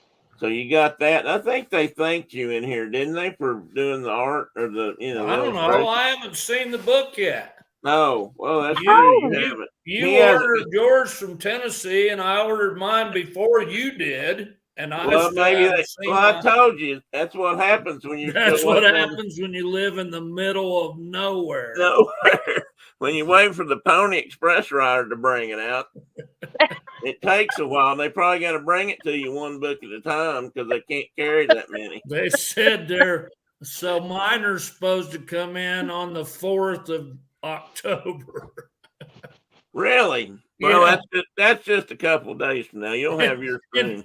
And the funny thing is that a lot of stuff I try to order, they say we can't deliver to your location. Yeah. Oh my gosh. They have to collect everything in a hub and then you go collect it. So there are still places on this planet where you were talking about preschool before and the need or not need for preschool. And we have kids that live 30 miles apart out here. Yeah. And the coolest thing about preschool is that they get to meet other humans. Yeah. That's the biggest deal out here. Because otherwise they turn out to be kind of strange people. Yeah, socialize and be around other humans. Exactly. Thank you, Diana, for stopping in today. It's always a pleasure to have you and Mike here. I don't know if you're leaving Mike here, if he's already gone. I've not been looking at Chad a lot today, but she's got to sneak out and head about her business, and we're going to do that too right here in a minute. Yeah, I'm gonna head out and let you guys go, but I just wanted to say thank you so much for listening to and paying attention to early childhood education in nature-based schools and letting me have a little bit of time. That's pretty cool what you're doing. Thank you so much. I appreciate it. You have to start somewhere or else, you miss out on the earth. People just don't realize. And so you got to start somewhere. And so this is my little start. So, well, it's hard sometimes to follow a dream, but sometimes you just got to do it.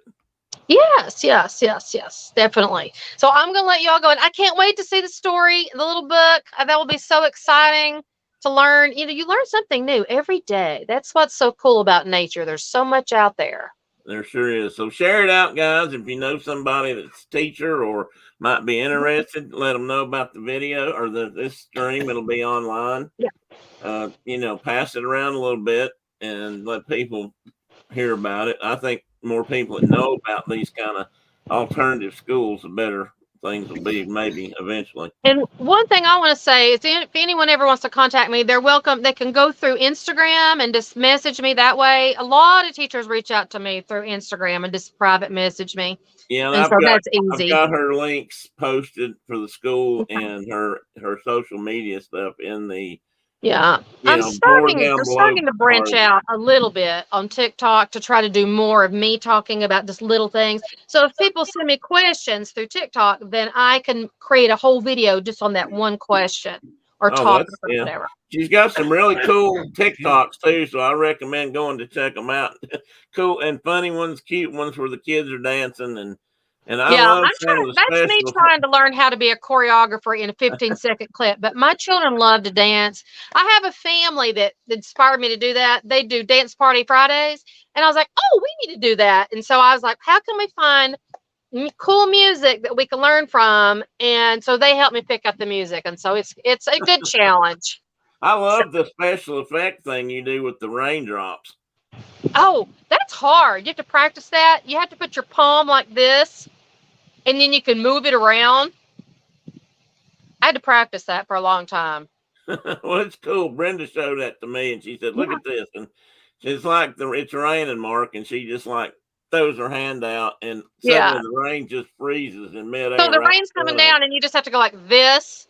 Yeah. But you can move it, or you could go like this and make the raindrops small or big. It's really cool. It really is cool. Anyway, thank you, Angie. Thank you. You guys have a great. We really thank Brian for sharing you with us. And, he's my technical support for sure. Yeah, we got technical support. We never know when we're going to need them. So I know. And tell Brenda hello and thank you. And if anyone has any more questions they send you, please let me know. All right. I will. I'll pass them on. Have a great weekend. All righty. You too. Bye bye. Bye bye. Let's see if I can. Okay, now I don't want to do that. Let's do that. So, brother, I appreciate you being here. I hope you enjoyed that. I hope everybody. I don't know if Ian fell asleep or not. He had to go. I found it fascinating. So I think it's very interesting, and that's just. I mean, as you probably figured out, she could talk the arms off a spider, and but she is so enthusiastic. Hang on just a minute. I got it. What are you jabbing? Well, I was trying to open the door. Looks like you was like reaching over there to poke something with a stick. I was pointing a stick. Dang it. Hang on just a second. I don't usually walk in front of the camera because I hate to see people see me gimped up, but I'm going to do it. Come here, Tadford. He's got to go. He probably needs to go out. He hasn't been out of the room in a couple hours. Come here. There you go. I wouldn't want him to have to, tie a knot at the end of it. Pardon me. But you know what I mean. Yeah, my bird song tape fell on the floor. Not tape, CDs. So anyway, I'm glad we got to do that. I've been trying to talk to her and work with her to get her on for a little while, and I just felt like what she does fits into kind of our show, how we do things here, and I really just, I knew she'd have a lot to say, and she's very, very professional, and I'll guarantee you this, she didn't say anything today that she hasn't researched and studied and read about for years, probably. And she's very well regarded in the field. Huh? We still got folks on. Yeah, we still got a few folks. So I'm going to shut it down. Hang on, just don't leave yet. But I am going to say bye. Thanks everybody. Going nowhere. Thanks everybody for being here. I hope you did enjoy it, and send questions to my Instagram or my email or whatever you can find. And if you have any, and I'll pass them on to Angie or contact her directly through her social media. And I guarantee you'll get a response back. And so I really appreciate y'all being here today. So as I usually say, if the good Lord's willing and the creek don't rise, we'll be back again next Saturday, as far as I know. So bye-bye. End broadcast.